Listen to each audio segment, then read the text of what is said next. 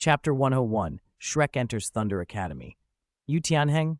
Flender stared, surprised to see the young man standing before him. What happened to my uncle?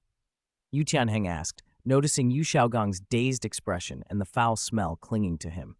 Flender could only explain what had happened back at Blue Tyrant Academy. When he finished, Yu Tianheng's eyes widened.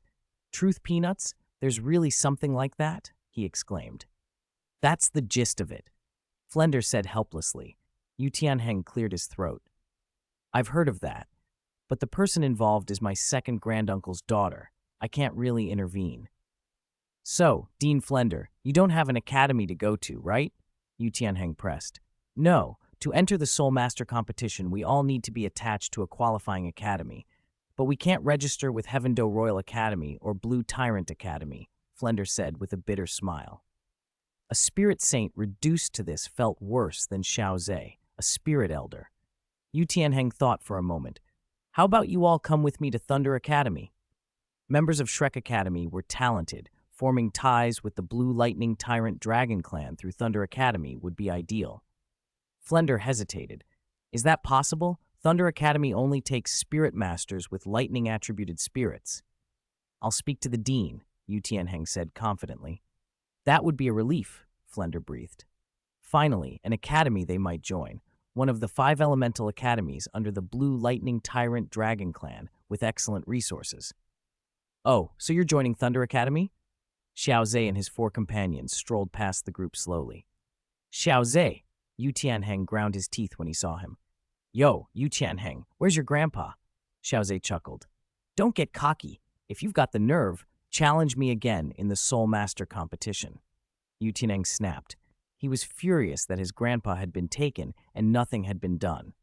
Oh, but we're going straight to the finals. You guys still have to go through preliminaries. Good luck, Xiao Ze said with a wave, and then left. Flender glanced at the men who had once been part of the same academy, puzzled at how they could bicker like that. He couldn't understand it. Perhaps it was because of what had happened last time, but it had nothing to do with him. Tianheng. Yu Xiaogang only now seemed to come to his senses. Uncle. Yu Tianheng kept his distance. Yu Xiaogang smelled terrible, and the sun only made the odor worse. Come to Thunder Academy with us. I'll train you personally. We'll get to the finals and beat Heaven Do Royal Academy. Yu Xiaogang's voice grew louder. He wanted revenge against Heaven Do Royal Academy, and Xiao Ze. He blamed them all for his current state. Tang San and the others looked on, puzzled. Yu Tianheng didn't know Yu Xiaogang's theories were lifted from elsewhere. He simply believed his uncle was strong. Flender opened his mouth, unsure whether to speak. Zhao Wuji and the other elders took an indifferent stance. Now that they were affiliated with Thunder Academy, they could enjoy a comfortable retirement. They were spirit emperors and spirit saints. Thunder Academy would support them. The rest was up to Flender. Back home, Xiao Ze threw himself into cultivation. He trained in the morning, studied alchemy with Ye Lingling in the afternoon, relaxed with Ning Rongrong and the others in the evening, and continued cultivating at night. It looked routine, but with friends around, it wasn't unpleasant. Xiao Ze, should we build a simulated training ground here? Ning Rongrong suggested, pointing to the villa's backyard. Is that necessary? You know, when I cultivate, I draw in surrounding life force. A simulated ground would consume a lot, Xiao Ze replied.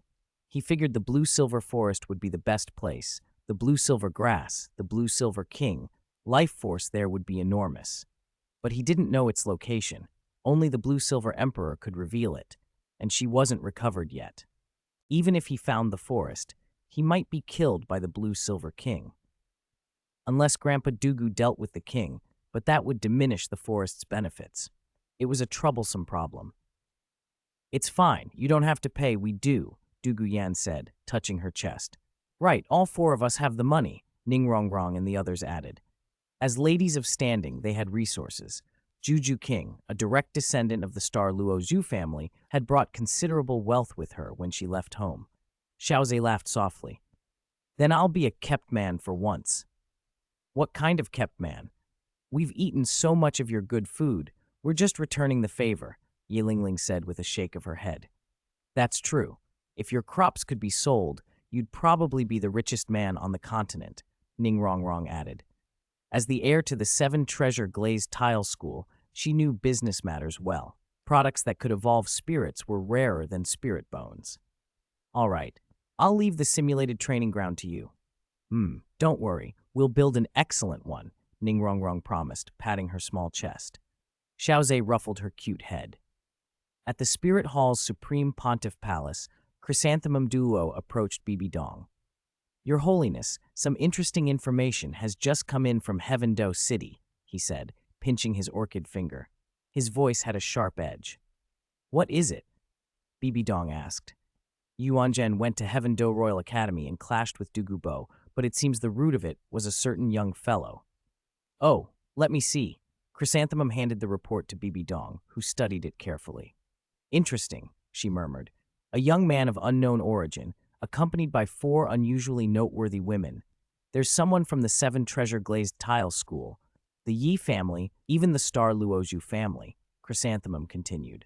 Our inquiries show this Xiao Ze came from a small village. He first attended an ordinary academy where he met Ning Rongrong and Juju King. Later, for reasons unclear, he arrived at Heaven Do Royal Academy and crossed paths with Du Guyan and Ye Lingling. His confrontation with Yu Yuanzhen likely stemmed from Yu Tianheng. Yu Tianheng had long desired a relationship with Du Guyan, but Xiao Ze intercepted him. Chrysanthemum deliberately left out the matter of Yu Xiaogang's condition. He wanted a peaceful retirement and deemed that incident too dangerous to mention, better to pretend ignorance. Chapter 102, Juju King, Ordinary Talent. Heh, an interesting little fellow, Bibi Dong said. Chrysanthemum Douluo, go look into this Xiao Ze for me. Check his talent. If there's an opportunity, bring him straight into the Spirit Hall. Yes, but what is it? Bibi Dong asked. Chrysanthemum Douluo hesitated. Actually, I've met this Xiao Ze before. Nana has too. The first time I saw him, I recognized him. He's the same kid from back then, Chrysanthemum Douluo explained. His facial features are about 70–80% the same, though his complexion is much paler now. Oh? When was this? Bibi Dong's interest was piqued. It was when Nana and I were acquiring spirit rings. At the time, Xiao Ze was only level 20. To be honest, his talent wasn't particularly outstanding, Chrysanthemum Douluo mused. His spirit, it's a black patch of land. A black patch of land? Bibi Dong and Ghost Douluo both registered surprise. They'd never heard of such a strange spirit. Yes, a black patch of land. It should be a summoning-type spirit. Heh, a summoning-type land spirit. Truly, all sorts of spirits exist in this world, Bibi Dong chuckled. Back then, Xiao Ze said he wanted to enter the Soul Master competition. I thought he was speaking casually, but now it looks like he might actually be a contestant for Heaven Do Royal Academy. Bibi Dong nodded. Get all of Xiao Ze's information checked out for me. Don't worry about anything else. Since he's coming to the Soul Master competition, we'll deal with it when he arrives in Spirit City. Yes. Chrysanthemum Douluo and Ghost Douluo slowly left the Supreme Pontiff Palace. Chrysanthemum Douluo, do you really know this kid? Ghost Douluo asked. Nonsense. Chrysanthemum Douluo rolled his eyes at the doubt. You seem pretty curious about him. I always thought something about him was odd. I didn't expect his strength to improve so quickly these last few years. We might meet again soon. Ghost Douluo shook his head with a smile. I hope you can recruit him into the Spirit Hall. With the Supreme Pontiff's temperament, he certainly won't let him go otherwise. Chrysanthemum Douluo agreed. Moonlight fell like a silver veil over the villa garden, bathing it in a hazy, clear glow. A night breeze stirred the treetops. The leaves rustled, and the distant fountain gurgled, giving the scene a tranquil, suspended feeling. Juju King sat quietly on a swing, her slender fingers wrapped around the iron chains. She wore a long black dress. The hem swayed gently with the motion. Loose strands of hair lifted in the breeze, revealing the cool lines of her profile. Under the moonlight, her skin seemed almost translucent. A purple butterfly rested on her knee, slowly opening and closing its wings. Juju King lowered her gaze, a faint glimmer flickering in her eyes. From inside the room, Xiao Ze watched through the window and paused, taken aback by her calm, detached beauty. Not long after, he quietly slipped outside and came up behind her, giving the swing a gentle push. Juju King started, the swing swaying, then relaxed when she saw him was there. They swung in companionable silence for a while before Xiao Ze stopped them and came to stand in front of her. "What are you thinking about?" he asked softly. "I'm thinking about the future. I don't know what my goal is right now," Juju King admitted, a hint of loss in her voice. "What were you thinking about?" "To find Dai Mubai and try to survive," Xiao Ze replied. Xiao Ze rubbed the back of his head. "The Star Luo family's way of choosing an heir is twisted. It might pick the most powerful emperor, but if something goes wrong, there might be no one left to inherit. Unsuccessful competitors were either eliminated or imprisoned to prevent internal strife. Dai Mubai escaped. Juju King just wanted to survive. She sometimes regretted being born into the Zhu family. She and her elder sister had once been close. Now they might as well be enemies. Ju King, you need to understand that to change anything, you first need strength, Xiao Ze said. Juju King met his earnest gaze. This world is ruled by power. If you're strong enough, you don't just survive, you could change the competition or even challenge the Star Luo family itself. I know, she said, but with a note of disappointment. My talent is very ordinary. If your talent is ordinary, then what am I? My innate spirit power was only level 2. Xiao Ze said with a wry smile. No, your spirit is at least very powerful, Juju King stammered for a moment. And don't you still have me? Ever since you ate those crops, you felt yourself getting stronger, right? Juju King nodded. Both her physical body and her spirit cultivation speed had more than doubled after those crops. Their effects were undeniable. That's great. At your current growth rate, you'll definitely be a spirit ancestor by the time of the Soul Master competition. Set a small goal. Defeat your elder sister. Xiao Ze extended his fist. Juju King hesitated, then bumped her fist against his. Can you tell me about you and your elder sister? He asked, genuinely curious. My elder sister and I are a few years apart. You could say I was raised by her. Our parents were always busy, so when I was little, only she could look after me. Juju Qing's voice was quiet. She treated me well. She gave me everything and protected me. Until the air competition. After that, she changed. So much that I didn't recognize her. She started speaking to me harshly. Sometimes she even hit me. It didn't always hurt, but I can't forget how it felt. After Dai Mubai escaped, I held on a few years, but finally couldn't endure it, so I fled the Star Luo Empire. My elder sister sent spirit ancestors and spirit kings to hunt me down, but I survived. At first Xiao Ze listened, but the more he heard, the more uneasy he became. If spirit ancestors and spirit kings had really been sent to kill her, Juju King, then at that time, she should have only been a spirit grandmaster. How could she have escaped them? He frowned. Ju King, is it possible your elder sister didn't actually want to kill you? He asked bluntly. How could that be? They sent assassins. Juju Qing shot back instantly. Then do you think you escaped because you were powerful or because they went easy on you? Xiao Ze asked, unable to hide the incredulity in his voice. Juju Qing froze. She had never considered that. The more she thought about it, the odder it seemed. She had been injured, and several people had been chasing her. Could she really have escaped? The question lingered in the night air, unsettling and unresolved. Chapter 103, Mimicry Training Ground, Qingling Secret Realm. So, you mean she didn't want to kill me? Xiao Ze nodded. That's right, otherwise you wouldn't have left the Star Luo Empire alive. Then why did she do that? Juju King asked, confused. Maybe she wanted you to leave the Star Luo Empire and never come back. Your sister knows if you return, you two will have to compete. At least one of you would die. But if you stay away, the Star Luo Emperor can't touch you. Those were Xiao Ze's guesses. The truth would depend on what Zhuzhuyun had been thinking. Juju Qing listened, mulled it over, and felt that possibility was very likely. Still, she wanted to confront Zhuzhuyun in person to be sure. Fine. Ask her about it during the Soul Master competition. She'll definitely be there. At the same time, in the Star Luo Empire, a woman with a similar build to Juju King stood on a balcony, staring at the bright moon. Tap, tap, tap. What are you thinking about? A golden-haired man with heterochromatic eyes asked from behind. Nothing, Jujuyun answered, shaking her head.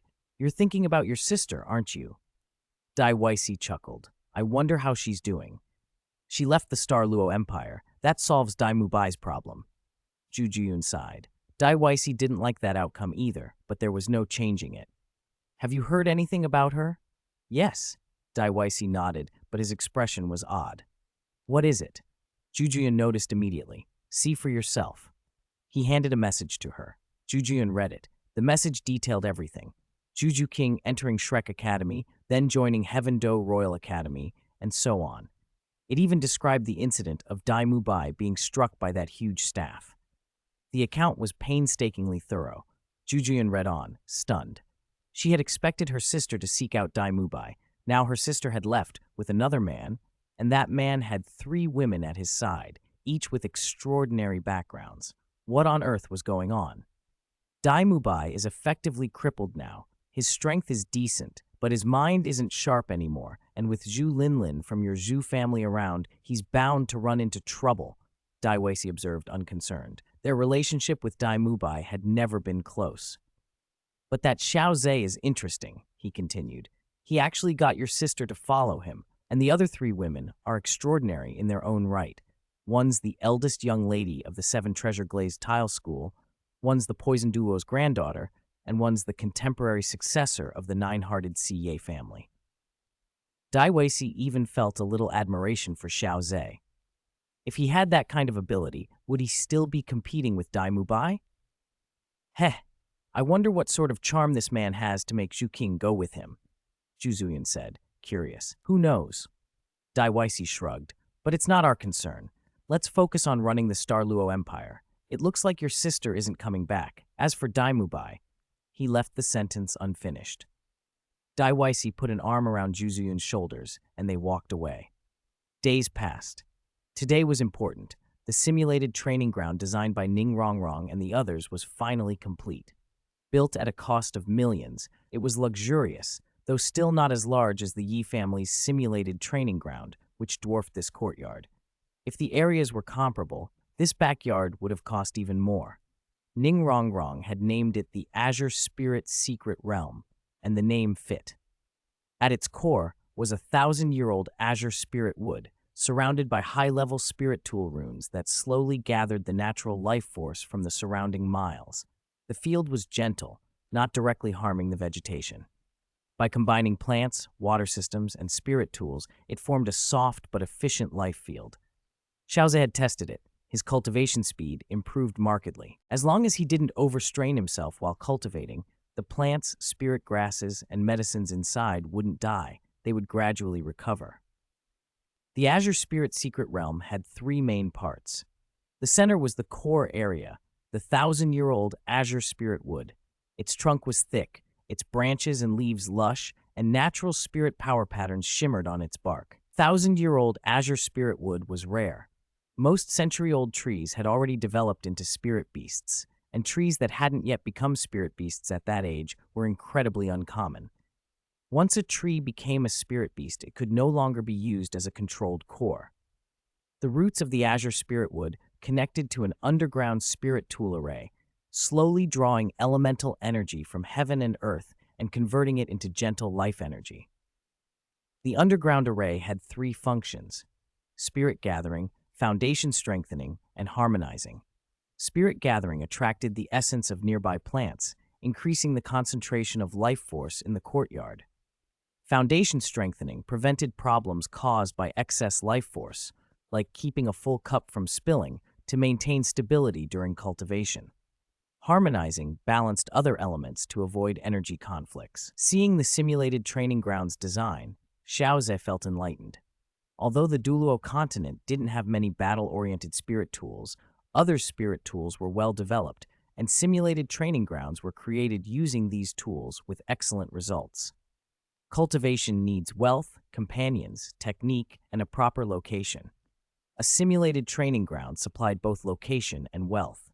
Talent alone might speed progress, but a quality simulated training ground made it even better. In comparison, Shrek Academy was lacking. In the original tale, the rapid advances were largely due to Tang San's narrative advantage and the presence of immortal herbs. Otherwise, becoming a titled Douluo would have been far less certain. Next to the Azure Spirit Wood was the second area, the Spirit Spring Pool.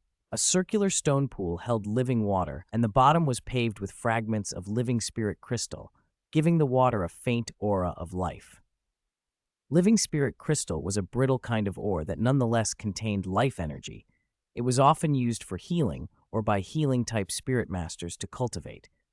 Although not the rarest treasure, the amount used in the pool was substantial. A few small fish swam in the water, completing the tranquil scene. The third area was the 100 Herb Garden, located at the front of the Azure Spirit's secret realm. It was planted with various rare spirit grasses and medicinal plants. Thanks to the abundant life energy here, though not quite as intense as the ice and fire yin-yang well, the herbs grew much faster than they would outside. These spirit grasses and medicines would help Xiao Ze in cultivation and later in pill refinement, killing 2 birds with 1 stone. Xiao Ze looked over the completed Azure Spirit's secret realm, a smile he couldn't hide spreading across his face. "You lucky brat, meeting so many good girls. Don't let them down," the god of agriculture said with a laugh. He was genuinely pleased for Xiao Ze. Since he'd been by Xiao Ze's side, he'd watched him cultivate relentlessly. Sometimes it seemed as if Xiao Ze were driven by the Grim Reaper's scythe. He didn't understand it. If Xiao Ze knew what the god of agriculture thought, he would have felt helpless too. Xiao Ze knew what the future held, and for Rongrong and the others, he could not afford to fail. Having already come to blows with Tang San and the others, he might as well go all out. If the Asura god descended to the mortal world, he still had the god of agriculture as an ally. He wouldn't be afraid, unless the Asura god himself appeared in person. "Xiao Ze, how is it? Isn't it beautiful?" "We designed all of this little by little," Ning Rongrong said, laughing as she flung herself into Xiao Ze's arms. He hugged her, resting his chin on her head. "I like it very much. Thank you, everyone." "Hey. For this mimetic cultivation ground, Rongrong hasn't had a good rest for a while," Yilingling said. "Not at all. I still slept. Aren't you all the same?" Ning Rongrong replied, a little shy. The other girls all lowered their heads. "God of agriculture, I understand. I always understand," Xiao Ze thought, looking at them with fond eyes. They played in the Qingling secret realm for a while. Eventually, Xiao Ze told the 4 of them to go back and rest. Their dark circles were showing, and then returned to his room and immediately entered his spiritual sea. "God of agriculture, how is it? When will the agricultural sprites appear for the Hongdo and Ludo?" Xiao Ze asked. "Soon. The 2 immortal herbs are already in place." As the god of agriculture finished, the Hongdo and Ludo in the farmland began to emit a special light that felt very comforting. Xiao Ze closed his eyes and let the glow wash over him. The god of agriculture didn't urge him. After a long time, he slowly opened his eyes. "How does it feel?" the god of agriculture asked with a smile. "I felt the wonder of life," Xiao Ze answered. "Ha ha ha, life, whether human or spirit beast, is the greatest gift.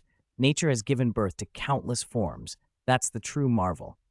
The light around the 2 beings intensified, eventually forming 2 brilliant cocoons. The crimson cocoon contracted and condensed into a figure. As the light faded, a Hongdo warrior stood tall and proud, clad in crimson armor that gleamed like cold metal. In his left hand, he bore a dark red giant shield embossed with a flame pattern. In his right hand, he held a broad-bladed longsword whose edge flashed coldly. The Hongdo warrior's eyes burned with fervor, and a defiant aura radiated from him. At the same time, the emerald cocoon rippled like water and became a new form. As the glow subsided, an elegant Ludo mage appeared. He wore an emerald robe covered in complex rune patterns that fluttered without wind. He held an emerald staff topped with a translucent green crystal that seemed to pulse with living energy. His eyes were calm, a faint smile on his lips. Xiao Ze learned the sprite's basics as they manifested. The Hongdo warrior was a pure warrior. His first 4 skills were attack, defense, charge, and buff. He had everything a warrior needed: straightforward, versatile, and solid. The Ludo mage was more unusual. He manipulated pure energy and nature. His first 4 skills included attack, control, and buff. One standout skill, his second, was called Edict of Imprisonment.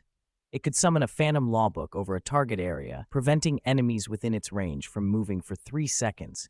They could still attack and cast spirit abilities, but inability to move is a crippling handicap. It's a highly strategic skill. excellent for both offense and defense, though it could not affect foes much stronger than the mage. As Xiao Ze was only a spirit elder, the Ludo mage could at most control a spirit ancestor, not a spirit king. Both sprites were powerful, especially the Ludo mage. "Welcome," Xiao Ze said with a smile. The higher the quality of a sprite, the more human-like it became. Legendary sprites, apart from their appearance, were essentially indistinguishable from humans and could speak. The Hongdo warrior and the Ludo mage nodded and came to stand by him. They recognized him as their master. "From now on, you'll be called Chi Kai," Xiao Ze said, rubbing the Hongdo warrior's head. Neither being was very tall, about 1.5 meters. Chi Kai nodded solemnly and struck his shield with his sword, producing a loud clang that showed his delight. The Ludo mage looked up at Xiao Ze with eager light in his eyes. Xiao Ze chuckled and patted his head. "Don't worry, I've already thought of your name too. You'll be called Qing Love." Qing Love was pleased. His staff flashed a brilliant green and formed a bracelet on Xiao Ze's left wrist, crystal clear with emerald light flowing inside. Xiao Ze was surprised. He hadn't expected Qing Love to have that ability. He realized he would have to study his new sprites thoroughly. The information provided at their birth was not complete. With the appearance of Hongdo and Ludo, together with Huangdo, a bond skill activated. 3 beans, 3 talents. The bond skill had 3 effects, covering attack, buff, and debuff, a comprehensive combination.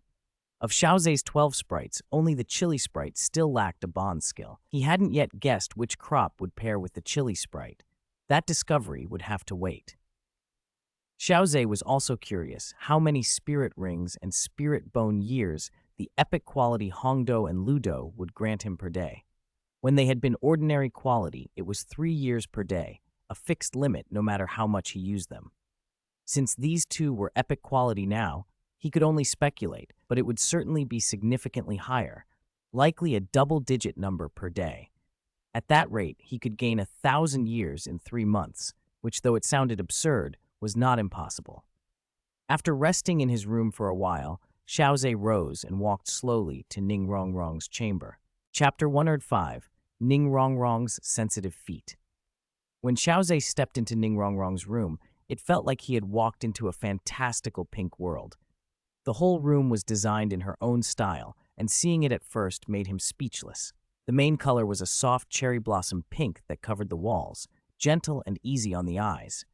Accents of creamy white, mint green, and champagne gold added freshness and a touch of elegance. Dominating the room was Rongrong's princess bed, a white, carved iron frame draped with layers of pink gauze and studded with crystal fairy lights that would scatter glittering light at night. Ning Rongrong slept on the left side. The right was a mountain of plush toys, the largest being a 9-treasure glazed unicorn. It had been custom-made by Xiao Ze himself as a gift. Expensive? Definitely. But the craftsmanship and materials were top-notch. The silk threads came from spirit beasts. It was Ning Rongrong's favorite. She hugged it every night. Opposite the bed stood a dressing table with a glazed mirror inlaid with colorful gems. Perfume bottles, bow hair accessories, and other trinkets cluttered the surface. Xiao Ze found it a little messy and stepped forward to tidy things up. Soft light filtered through the sheer curtains and fell across Ning Rongrong's bed. She lay on her side, sleeping peacefully. Her breathing was even, her cheeks faintly flushed, her lips a delicate rose, innocent and cute. Xiao Ze crept closer and found his gaze drawn to her moist, rosy lips. For a foolish second, he had the urge to bite them. Acting on impulse, he reached out and gently pinched her lower lip with his fingertips. The touch was smooth and soft, almost as if one could squeeze water out of it. Women, he thought, were made of water, but Ning Rongrong seemed even more so. She was the most hydrated woman he'd ever seen. Her skin was like creamy white jade, delicate enough to seem breakable. A soft whimper escaped her, and Xiao Ze's heart jumped. He quickly withdrew his hand. Ning Rongrong turned over in her sleep onto her back, and he breathed a quiet sigh of relief, assuming his pinch had simply woken her. As she shifted, a corner of the blanket slipped away, revealing a long, with pale leg. It was slender and lustrous like mutton-fat jade, the thigh smooth and perfectly curved into a shapely calf. Her ankle was slim, the arch exquisite, her toes slightly curled as if frozen mid-step. round and cute like little pearls. On her toenails, Xiao Ze even noticed the faint pink polish he had applied. It shone with a soft luster. Ning Rongrong's figure might not rival Ju Qing's, but those legs and that pair of feet were top tier, flawless in every respect. She soaked her feet daily in a special milk, which made them not only incredibly smooth, but also gave them a faint, milky scent. That milk came from Xiao Ze's own epic-grade supply, adapted to Ning Rongrong's needs. Luxurious? Yes, but he had more than enough to spare. If she liked it, he had no objection to her soaking her feet in it. Xiao Ze cursed his helplessness at the sight of her defenseless sleeping posture and reached out to tuck the blanket back over her. He gently took her ankle, the skin cool beneath his palm, and began to draw her leg back under the covers. "Are my feet smooth?" came a mischievous voice in his ear. Xiao Ze froze. He looked down. Ning Rongrong had somehow opened her eyes halfway and was watching him with a sly, knowing smile that was half amused, half challenging. "When did you wake up?" he asked, exasperated, finishing tucking the blanket around her. "Right when you touched me," she said, sitting up slightly and leaning against the headboard. "I should have told you last time when you painted my nails. My feet are very sensitive." Xiao Ze blinked. He had indeed forgotten. Those legs and feet had distracted him more than he'd realized. He sat on the edge of the bed and asked softly, "How did you sleep?" "Very well," Ning Rongrong said, taking his hand and playing with it. "I must have been tired. This is the first time I've slept so comfortably in a while." She squeezed his hand. "I have good news," she added. "I've cultivated the spirits of red bean and livdu." "Really?" Xiao Ze said, surprised and pleased.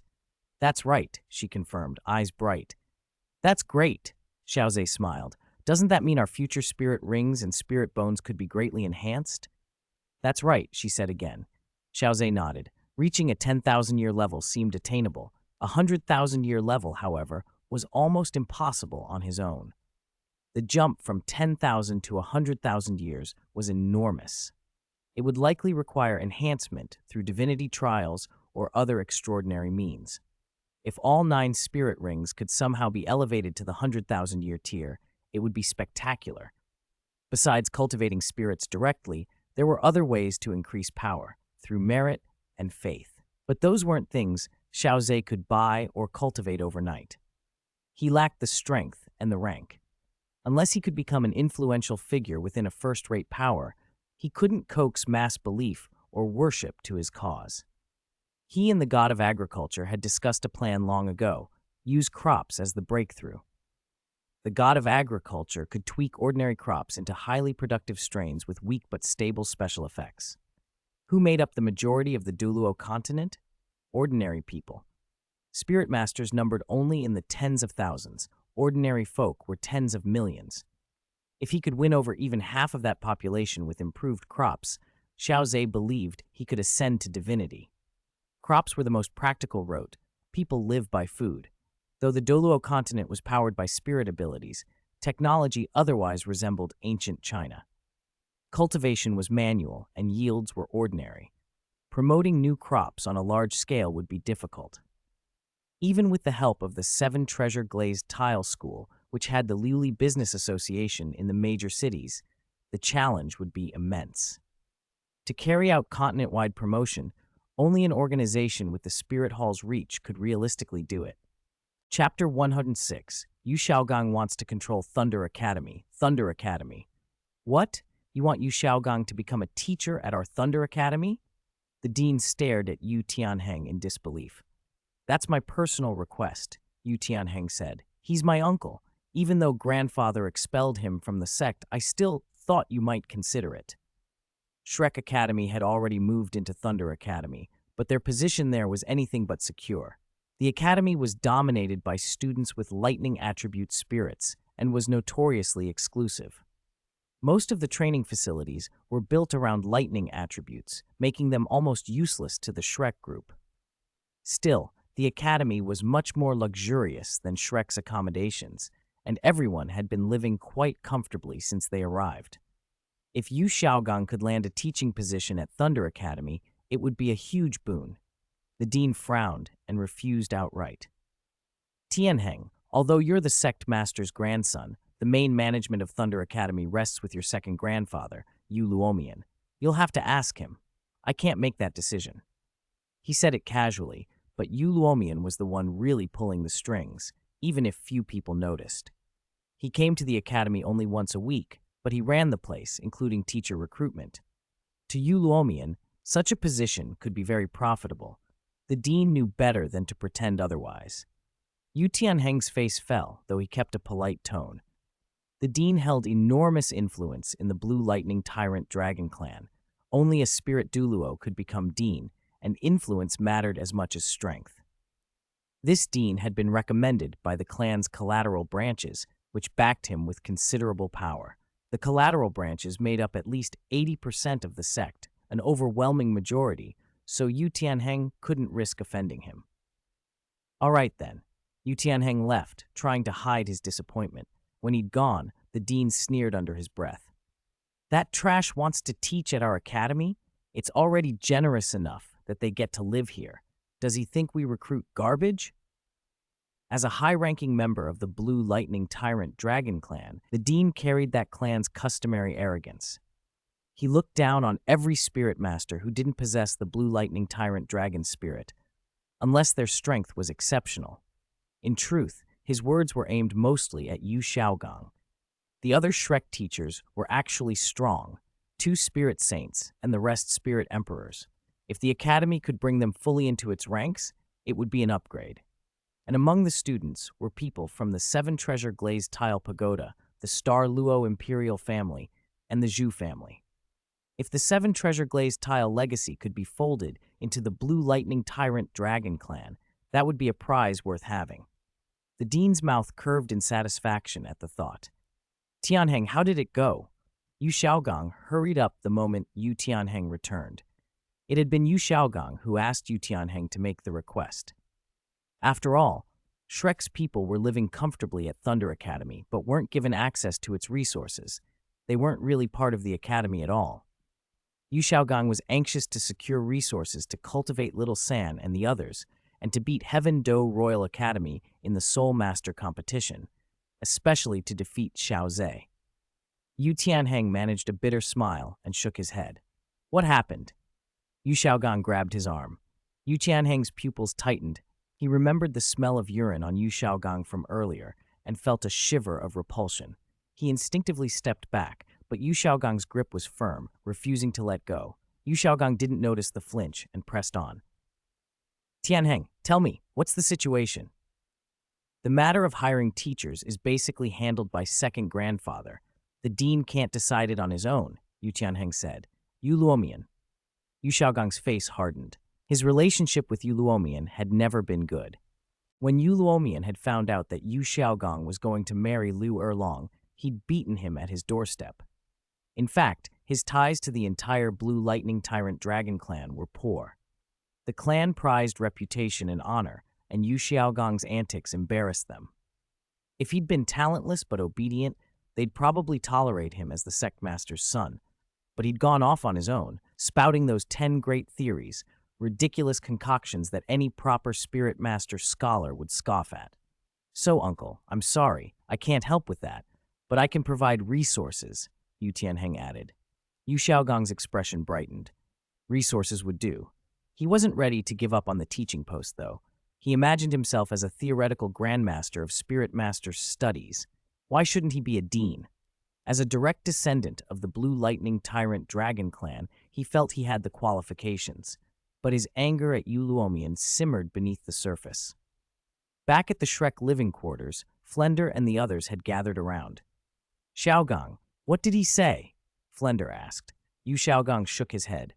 "No chance of getting a teaching position, but resources aren't a problem." "That's at least something," Flender said, but he trailed off, thinking of how Yu Xiaogang had acquired his so-called knowledge. "My relationship with Yu Luomian is terrible. He'll never let me be a teacher at Thunder Academy," Yu Xiaogang said, clenching his fists. "It's fine," Flender said, patting his shoulder. "As long as we get the resources to cultivate Little San and the others properly, and we beat the current Thunder Academy team, we'll prove ourselves." "Exactly." Yu Xiaogang's eyes brightened. "If Little San and the others can defeat the current Thunder Academy team, Our chances in the Soul Master competition will improve. And what? Flender asked. Nothing. Yu Xiaogang shook his head. He couldn't let them know his real ambition yet. He wanted the dean's seat, but his position was precarious and the old grudges ran deep. All of this was because of her. If it weren't for that woman, he wouldn't be stuck like this. Liu Erlong. That bitch. Chapter 107. Ripening of Red Beans and Mung Beans. The next day, news that Flender, Zhao Wuji, and the others had been appointed teachers at Thunder Academy reached Yu Xiaogang. He was completely stunned. The air inside his room felt as if it had turned to stone, heavy and suffocating. After a long time, his chest heaved, his breathing grew ragged, his eyes reddened, his face contorted.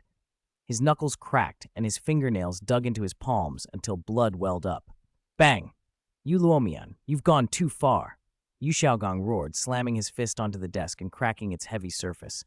He couldn't understand. If Flender and Zhao Wuji could become teachers, why couldn't he? It made sense for spirit saints. Those were powerful figures, but there were spirit emperors among the newly appointed teachers too. Their strength was mediocre, and their theoretical knowledge was nowhere near his. Why them? Crash!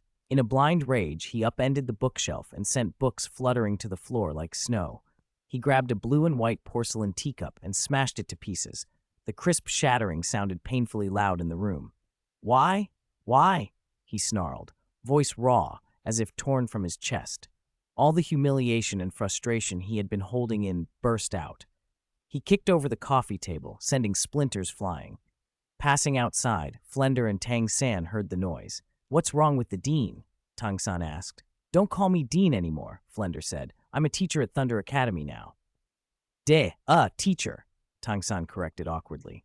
Xiaogang's furious inside. We shouldn't go in, Flender said. Angry? Because of the teacher appointments? Tang San immediately guessed. Probably, Flender nodded helplessly. What could he do? If Yu Xiaogang actually had the strength, no one, not even Yu Luomian, could have stopped him from becoming a teacher. Tang San fell silent. He felt increasingly disappointed in his master. No real strength, plagiarized knowledge, a liar in his affections. Everything about him felt fake. If it weren't for the Tang sect dictum, a teacher for a day, a father for life, he might have wanted to sever the master-disciple bond. It felt like a sin. All right then, Tang San said, and they left. The others barely cared about Yu Xiaogang. Zhao Wuji and the rest were pleased to be teachers. Thunder Academy had the backing of the Blue Lightning Tyrant Dragon Clan, one of the upper three sects, and its resources were obvious. For them, it was a comfortable posting with excellent pay, an ideal place to retire. Dai Mubai and the others agreed. Thunder Academy was far better than Shrek. It lacked simulated training grounds, but it had resources, unlike Shrek, where supplies were scarce. Everyone was content. Only Yu Xiaogang remained seething. A week passed in the blink of an eye. Dugu Yan and the three other girls gathered at Xiao Ze's home. Xiao Ze, are the red beans and mung beans ripe? Ning Rongrong asked, clinging to Xiao Ze's arm the moment she arrived. Yes, their quality has improved and their ripening cycle sped up a lot. That's why I invited you over to try them, Xiao Ze replied with a smile. I wonder how many years the mung beans will add to our spirit rings this time, Dugu Yan said with anticipation. Right, if they could raise my first 2 spirit rings to 1,000 years, that would be amazing, Ye Lingling added. Ye Lingling's Sea of 9 Hearts spirit only possessed 1 healing ability, but with higher overall spirit ring years, her healing would be far stronger, potentially strong enough to regenerate severed limbs. So spirit ring years still mattered a great deal to her. Among the 4 girls, Ning Rongrong had the lowest requirement for spirit ring years. Her amplification was a fixed percentage, so the percentage itself didn't change with ring years, but raising the spirit ring years would reduce her ability's consumption. That was important. The 7-treasure glazed tile pagoda was powerful, but it demanded tremendous spirit power. Ning Rongrong was currently learning the pagoda's heart separation control. With that technique combined with very high spirit ring years, she could sustain it far longer, which would benefit the whole team. Today I'll make red bean cakes and mung bean cakes for you, Xiao Ze announced. Eating the beans plain would be hard to stomach. Although their effects were excellent, no one could eat them every day. So Xiao Ze planned to make pastries. Okay, the girls chorused. Xiao Ze's cooking had improved steadily. Whenever he had time, he'd bake treats, and everyone loved them. The preparation for both the mung bean cakes and red bean cakes was similar and could be done together. First, the soak. Red beans needed to soak for 4 hours, mung beans for 3. Xiao Ze had already taken care of that. Next, the red beans were boiled until soft, about 20 minutes in a pressure cooker, then drained and mashed with sugar while still hot into a paste. Mung beans needed to be drained and steamed for 40 minutes until they could be crushed with a pinch. Making pastries is a lot of work, Ningrongrong said as she followed Xiao Ze into the kitchen and looked around. You should go sit down. I'll handle this, Xiao Ze said, taking her hand and lightly stroking it. I just wanted to watch. Maybe I can learn to make them myself someday. Xiao Ze shuddered inwardly, thinking of the 2 disastrous dishes she had tried to cook before. He absolutely could not let her loose in the kitchen. Ningrongrong's brows twitched. Are you thinking something bad? Of course not. I welcome you into the kitchen, he blurted, immediately regretting it. What if she actually took him seriously? Seeing Xiao Ze nearly break into a sweat, Ningrongrong giggled. Don't worry, I won't come into the kitchen. Xiao Ze breathed a silent sigh of relief. Later, I can teach you some simple things. Your birthday's in a few months, right? I can make you a cake. Cake? What's that? Ningrongrong asked, puzzled. Food on the Douluo Continent was simple and limited compared to the Chinese and Western desserts, Xiao Ze remembered from his previous life. If he had the chance, he thought, he might even leave behind a cookbook, a small gift to a continent that had never really tasted anything exquisite. Chapter 108, 24 Years. You'll know when the time comes, Xiao Ze said with a smile. All right then. Although Ningrongrong was curious, she trusted Xiao Ze to make something delicious. After all, his cooking was better than the chefs hired by the 7 Treasure Glazed Tile School. A small part of her fondness for him came from that. Who wouldn't want to eat food that brightened their mood every day? When the time came, Xiao Ze brought out the red beans and the mung beans. The red beans had already been turned into red bean paste. He mixed glutinous and non-glutinous rice flours, slowly adding water until the batter was the thickness of yogurt. Then he worked the red bean paste in until the mixture was smooth. He added white granulated sugar, though not too much. Pastries are usually sweet, but none of them liked things cloying. He brushed oil into the molds, filled them with the paste, and tapped them to release air bubbles. When the water boiled, he steamed them over medium heat for 25 minutes, then let them sit for 5 minutes after turning off the heat. Mung bean cake was a different process. He crushed the mung beans and sieved them into a fine powder so the texture would melt in the mouth. He melted butter, added the mung bean powder, sugar, and malt sugar, and stir-fried on low until the mixture came together into a non-sticky ball. He pressed the mixture into molds to form patterns and refrigerated them for an hour to set. Before long, the mung bean cakes and red bean cakes were ready. The 4 women, drawn by the sweet aroma, each picked up a piece and began to eat. Ningrongrong held a red bean cake between her fingers, pinky raised as she brought it to her nose. This smells amazing, she said. You can tell just from the scent how good these beans are. She bit in and some red bean filling stained the corner of her mouth. She licked it away and her eyes curved into crescent moons. So good. The sweetness is just right. Any sweeter and it would be too much. Xiao Ze ruffled her hair. The 5 of us have similar tastes, so it naturally came out right. It's delicious, but there isn't much of it, Ningrongrong complained, eyeing the plate of maybe 20 pieces.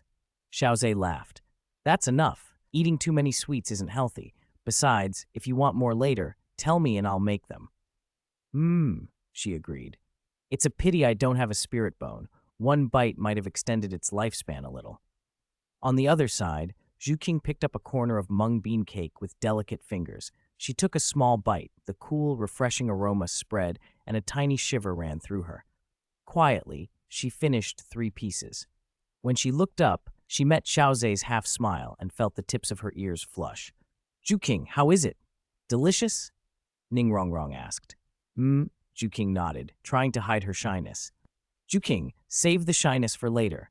How much did your spirit ring's lifespan increase after 3 pieces? Ningrongrong pressed. Zhu mouth twitched, and she quickly channeled the special energy within her body into her first spirit ring. 24 years, Zhu said.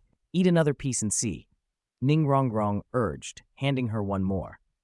Zhu shook her head. Actually, after the 3rd piece, I stopped feeling that special energy. I've hit the limit. Xiao Ze nodded. It seems raising lifespan by 24 years a day is 8 times what it used to be. That's already very good. Over the course of a year, that's almost 10,000 years. The others all nodded in agreement. That level of increase was impressive. In a few years, they could boost all their spirit rings to 10,000 years.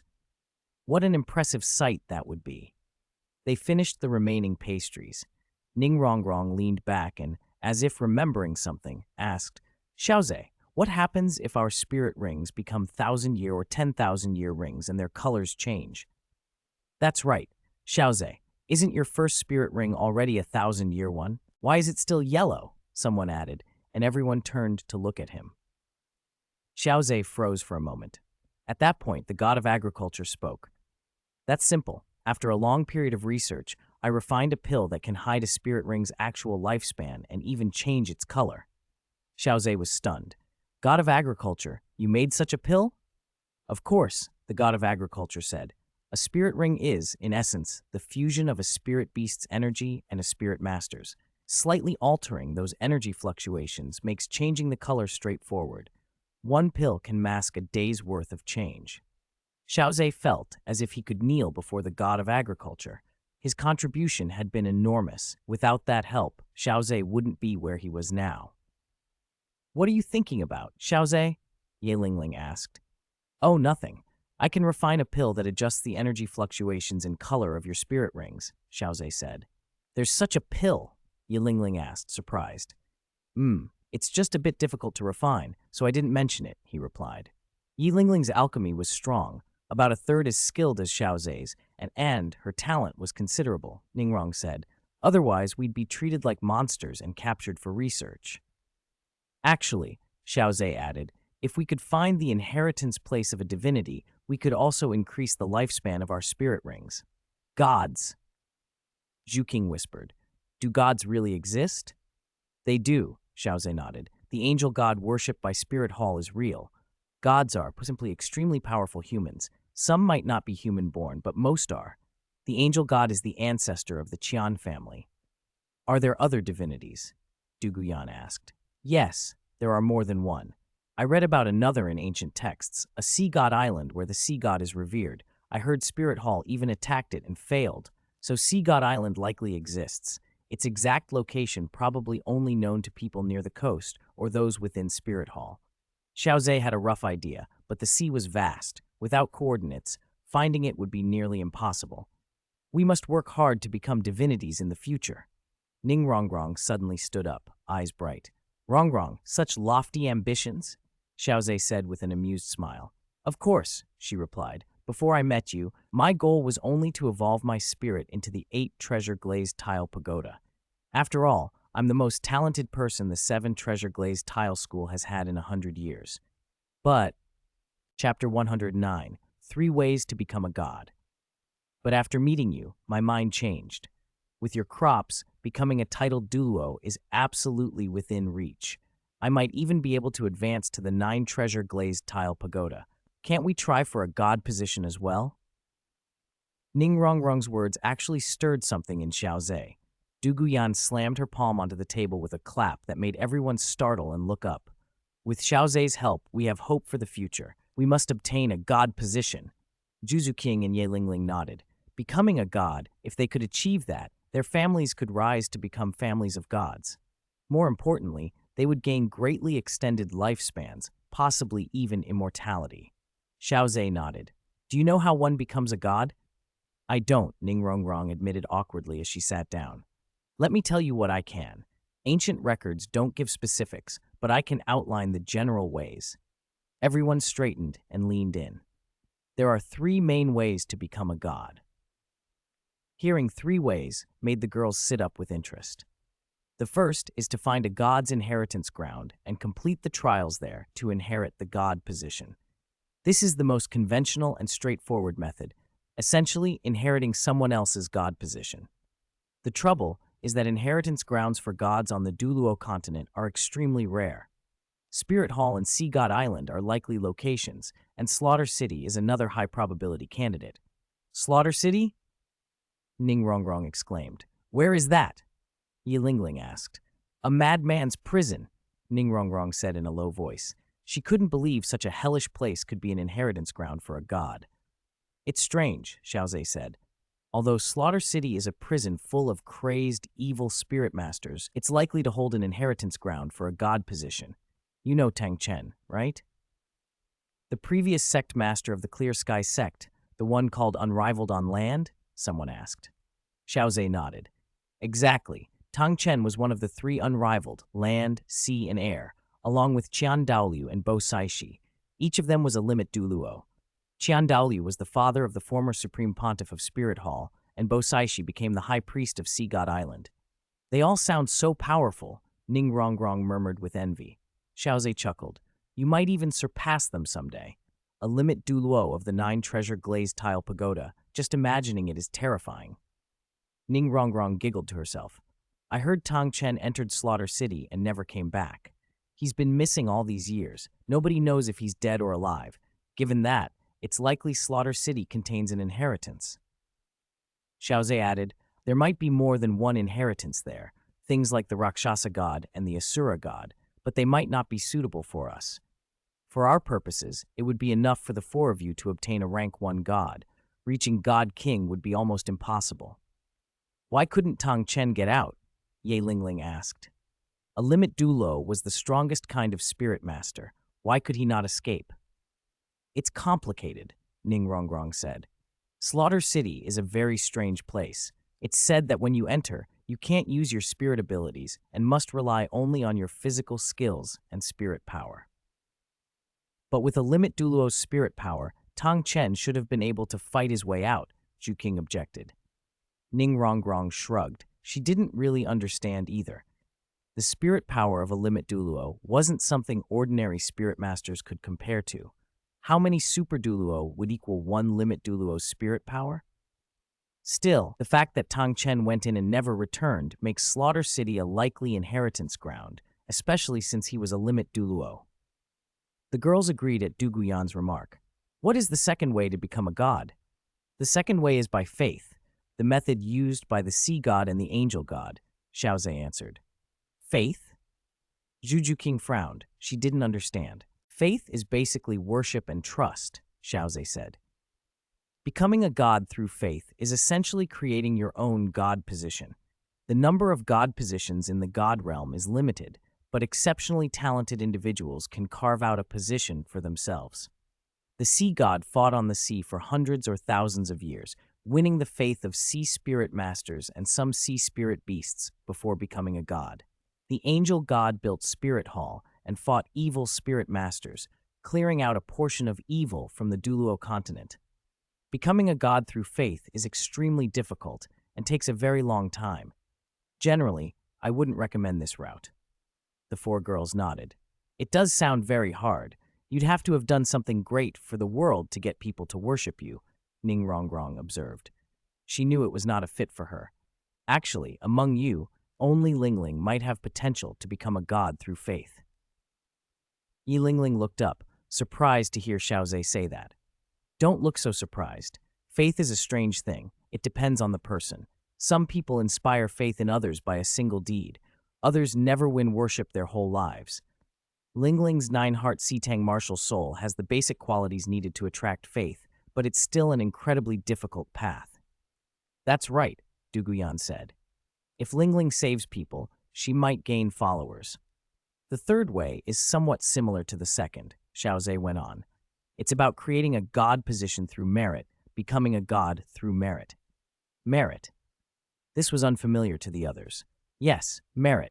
Like faith, it's somewhat abstract. Simply put, doing good deeds accumulates merit, and when your merit reaches a certain level, you can become a god. So how is merit different from faith? There's a difference. Merit comes from your own good deeds, whereas faith requires others' worship. One is active, the other passive. Faith is generally harder to obtain. Xiao Ze thought for a moment. Faith and merit have similar effects. They can extend the usable limits of spirit bones and spirit rings, among other things. But merit has an advantage over faith. It doesn't vanish if the world is destroyed. There's also something called a merit body. The merit body's strength can be immortal and indestructible. Faith depends on others. Merit depends on yourself. I won't say more about that now. It's too early. Which is stronger, becoming a god through faith or through merit? Ning Rongrong asked. I'm not sure, Xiao Ze replied. God positions can be upgraded. If you create your own god position and cultivate long enough, you can advance from a low-tier god to a high-tier god. But if you inherit someone else's god position through the first method, those positions are essentially fixed and very hard to upgrade. After all, inherited god positions aren't tailored to you like one you create yourself. The girls began to consider this seriously. Dugu Yan waved a hand and smiled. Enough thinking for now. These are things for the future. They don't concern us at the moment. We're only spirit elders and spirit grandmasters. Are you already thinking of becoming gods? Chapter 110, Xiao Ze's Way of Becoming a God. We were just talking about it. Xiao Ze, you really intend to use that method to become a god position? Ning Rongrong asked, snuggling against Xiao Ze's arm. The other three girls turned to him as well. As the one among them with the strongest spirit, Xiao Ze would almost certainly be the first to reach god position. I'll combine the second and third methods, Xiao Ze said. That had been decided long ago between him and the god of agriculture. Can you use two at once? Yilingling asked, intrigued. Yes, faith and merit can be combined. Together they can form an even stronger god position, Xiao Ze nodded. But your spirit doesn't exactly make it easy to gain faith and merit, does it? Ning Rongrong said, puzzled. She didn't know how Xiao Ze planned to obtain mass faith and merit. Xiao Ze smiled, tapped his forehead, and asked, Tell me, who do you think are the most numerous people on the Douluo Continent? Ordinary people, Zhu Juqing blurted. The common folk. There are tens of thousands of spirit masters, a few nobles, but the rest, by far, are commoners. You want to win the faith and merit of the common people? Dugu Yan asked. For faith and merit, it doesn't matter whether they're spirit masters. If they're devout, their faith can be strong. Merit is similar. The common people's gratitude for being relieved of hunger could be enormous, maybe even greater than a spirit master's gratitude. How will you get it? Ning Rongrong asked. Xiao Ze pointed at the pastries on the table. Loaf-dough cakes will work. Ning Rongrong blinked, then grinned. Of course, that's a good idea.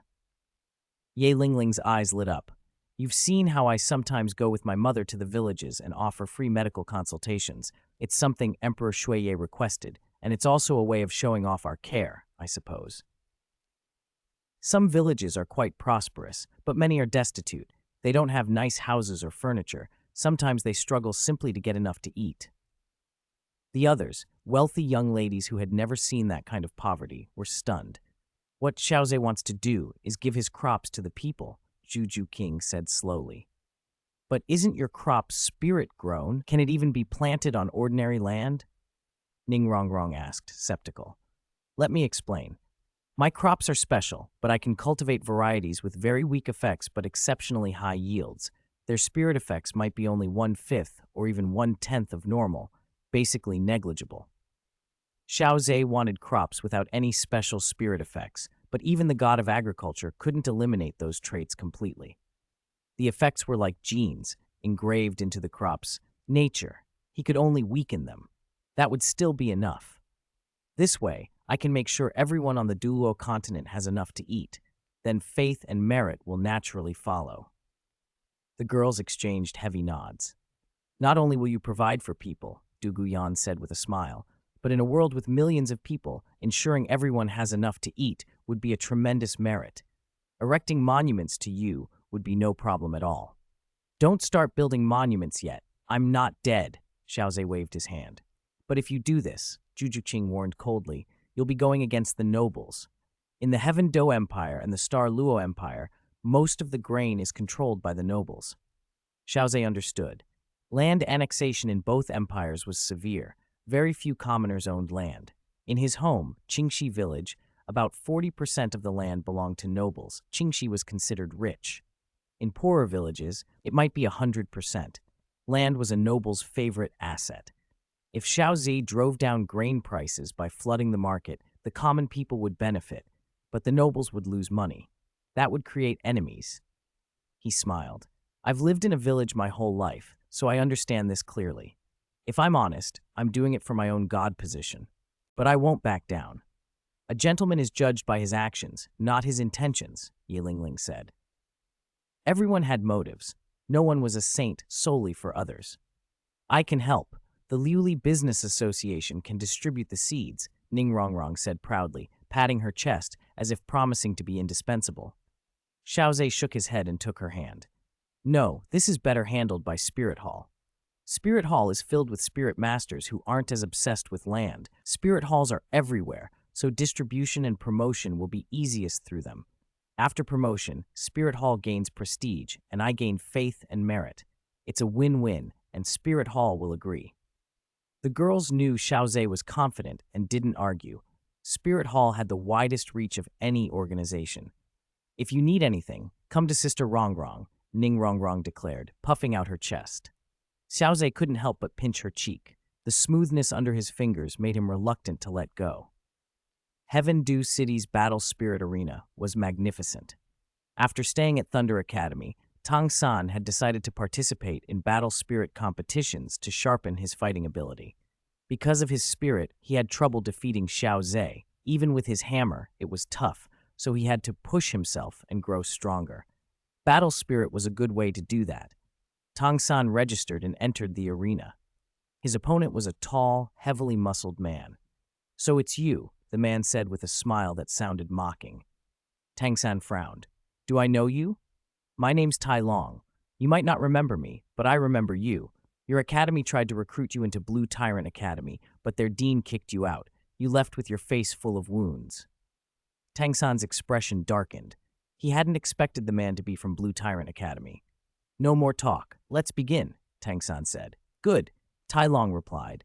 Prepare for the match. Tang San's right hand erupted with blue-silver grass, vines snaking out to surround him. Tai Long laughed. So blue-silver grass can be a spirit too? Cute.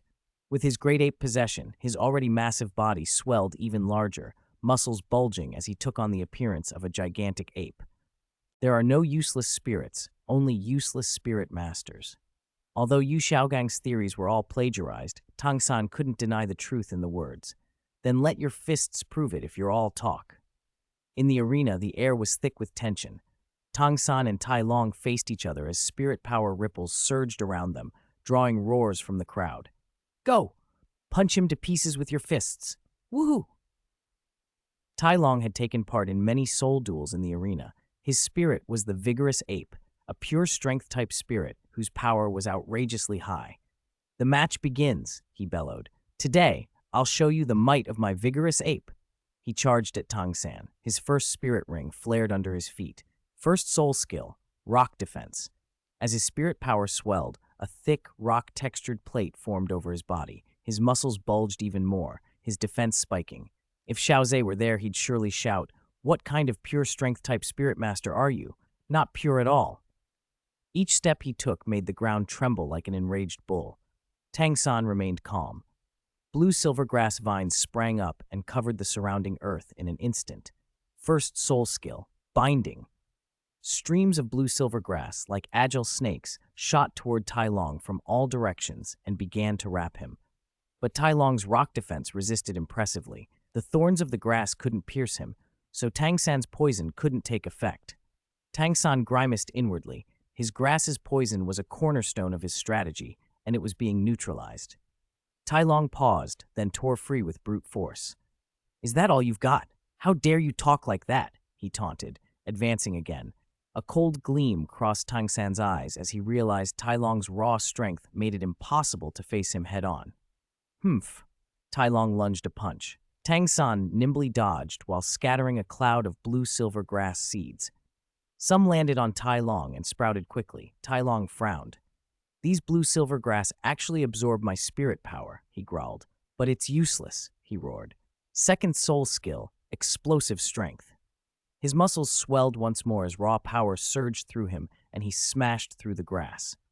Tang San used the opening to put distance between them. His third spirit ring flared, and a giant, spiderweb-like blue-silver grass net shot out, enveloping Tai Long. The net's range was huge, and Tai Long, slower in movement, couldn't dodge in time. He was entangled. "You want to trap me? It won't be that easy." Tai Long roared and struggled. He pushed with every ounce of strength, and cracks began to form in the web. Tang San immediately poured spirit energy in to hold the web together. A stalemate ensued as both men drained spirit power, trying to outlast the other. Minute after minute passed, and Tai Long's first soul skill faded. Tang San seized the moment and drove the web's thorns into Tai Long. The ape flinched at the sting but barely felt the damage. Tang San's lips curled. The thorns weren't the main point. The poison was. As Tai Long fought to break free, his movement slowed and his face darkened. He glared at Tang San. Your blue-silver grass is poisonous." Tang San said nothing. He released the third soul skill and began to withdraw steadily. If he could stall, the match would be his. "I can't let this go on." Tai Long felt the poison tightening its grip and panicked. He knew he would lose if it continued. Gritting his teeth, he roared, "Third soul skill, demonic ape golden body." His form shifted. He grew larger, a golden fur coating his body. Strength and defense surged to an extremely high level. With a ferocious cry, he charged. The boost even sharpened his speed. Tang San was pressed, forced to keep dodging with ghost shadow perplexing track while continuing to use blue-silver grass.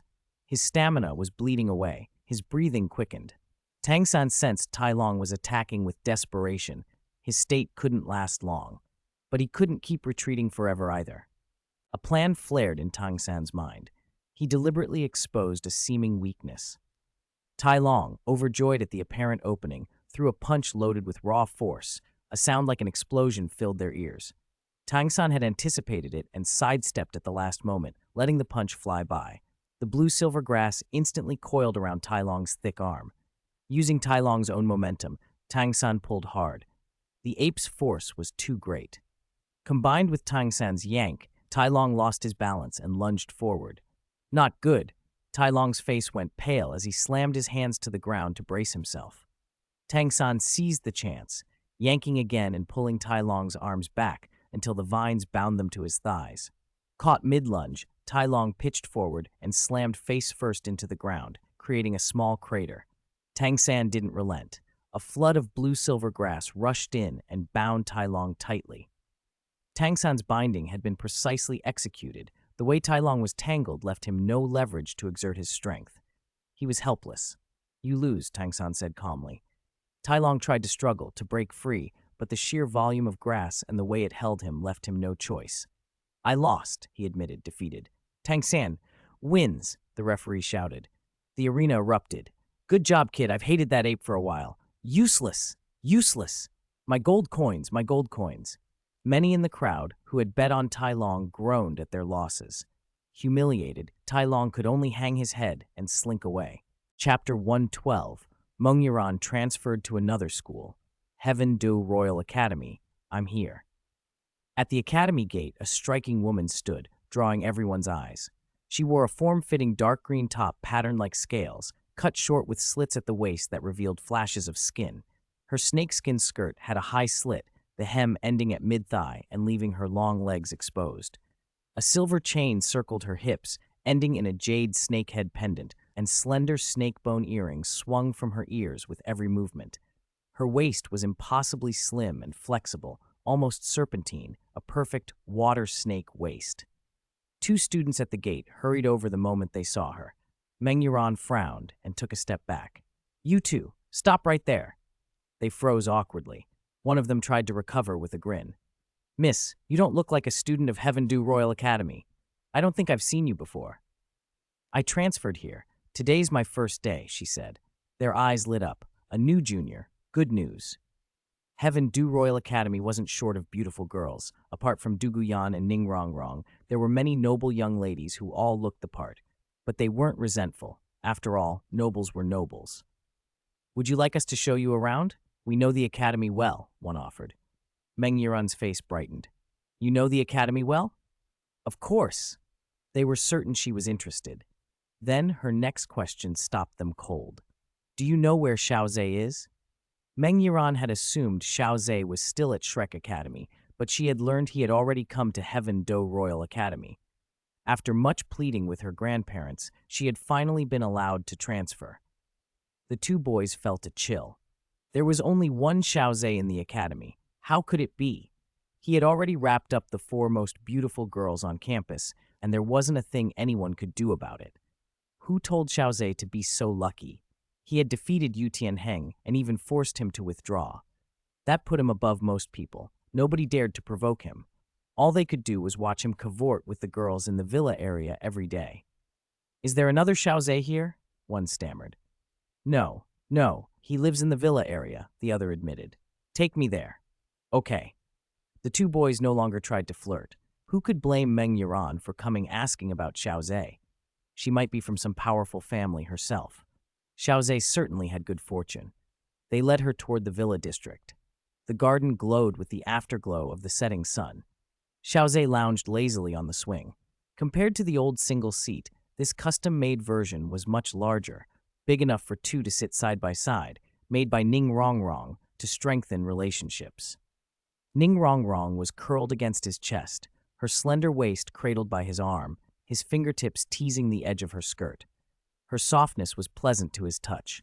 Despite her thinness, she was still a girl, and her flesh had a delicate suppleness. Ning Rongrong's cheeks went pink, but she didn't pull away. She lowered her lashes and pretended to fuss with the hem of her skirt. The swing swayed gently, and a breeze carried the faint fragrance of her hair. "Hey, Rongrong, have you had enough of your sweet talk?" "Time for a change," Duguyan called from behind, arms crossed and foot tapping, red lips pouted. Juju Qing stood nearby, silent but clearly wanting a turn as her sharp eyes watched them. Ning Rongrong kissed Xiao Ze on the cheek and rose gracefully. All right, you can have it." Duguyan brightened and plopped down beside him without ceremony. Xiao Ze's lips curved, his arm naturally claimed her waist. Ning Rongrong's unspoken swing rules were familiar to everyone who lived here. 1. No hogging. 2. No jealousy. 3. No complaints about where Xiao Ze's hands are placed. "Hold on tight," he murmured, without missing a beat. With his toes grazing the ground, the swing rose higher. Duguyan tried to keep her haughty demeanor, but as the swing climbed, she burst out laughing, her hair flying in the wind. Juju King watched from behind, a faint smile barely lifting one corner of her mouth. Ye Lingling came out with a plate of fruit and froze when she saw the newcomer standing at the villa entrance. "You are." Meng Yiran took in the sight of the five gathered there and felt a jolt of surprise. So this was Xiao Ze's circle.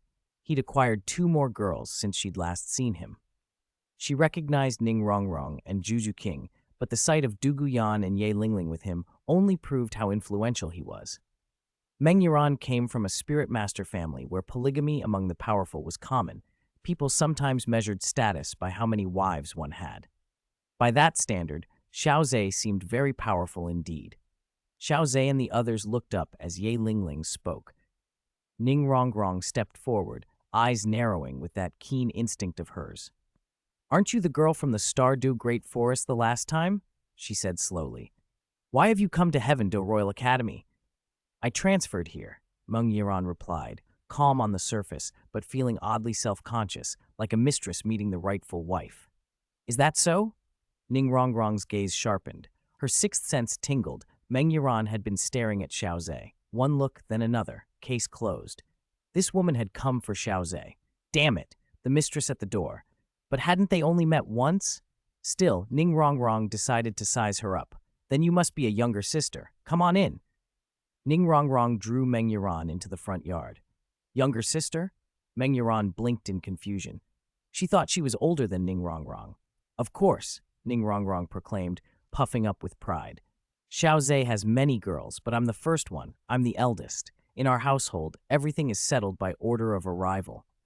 She thumped her chest with importance.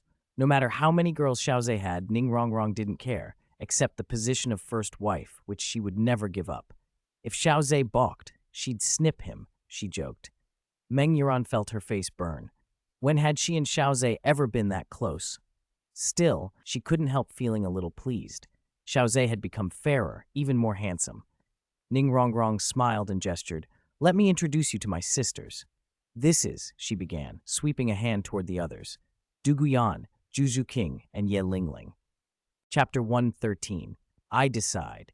She's Xiao Wu from now on. This is your second sister, Duguyan. Third sister, Ye Lingling. Fourth sister, Juju King. Duguyan and the others exchanged puzzled looks. They had no idea what Ning Rongrong was trying to do. Xiao Ze's mouth twitched at the corner. Meng Yuran had kissed him earlier, but surely they weren't that close yet? Meng Yuran lowered her head shyly. Her voice was barely a whisper. Ning Rongrong's expression stiffened. Of course, exactly as she'd feared.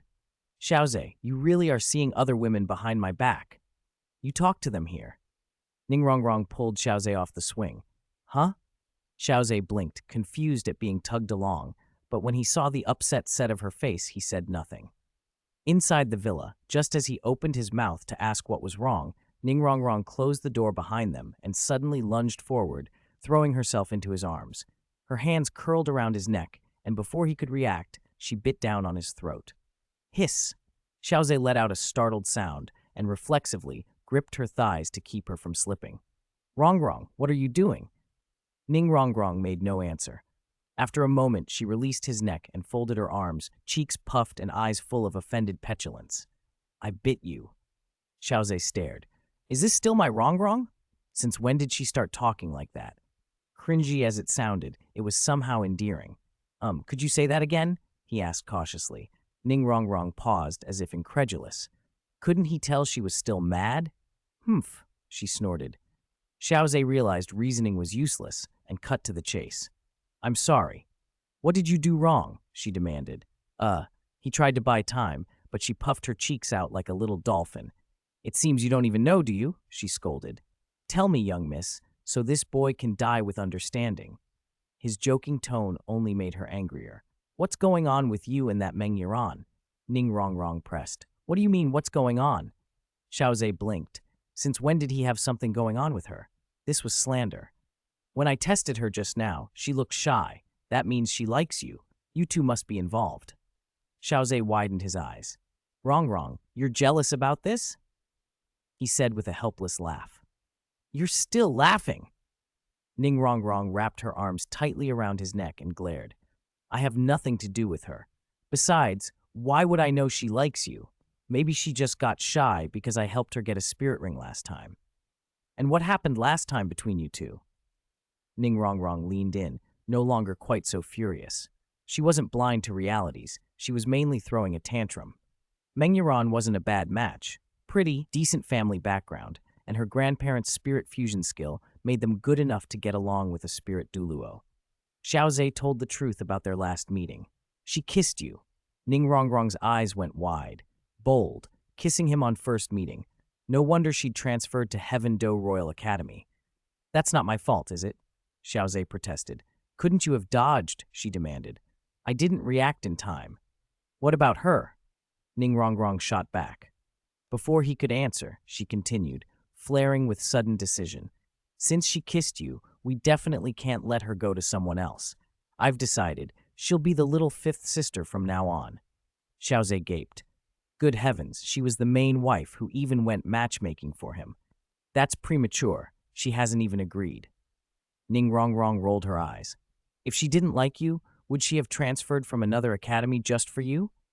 Xiao Ze was speechless. It did seem to add up. But in the future, tell me if something like this happens.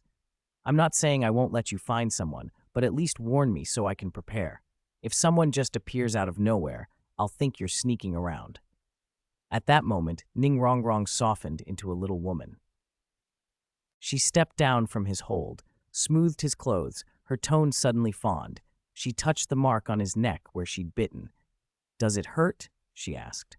Xiao Ze said nothing but looked at her, quietly. Seeing him look like that, Ning Rongrong's eyes shone. Her cheeks were flushed and her lips tinted the pink of cherry blossoms.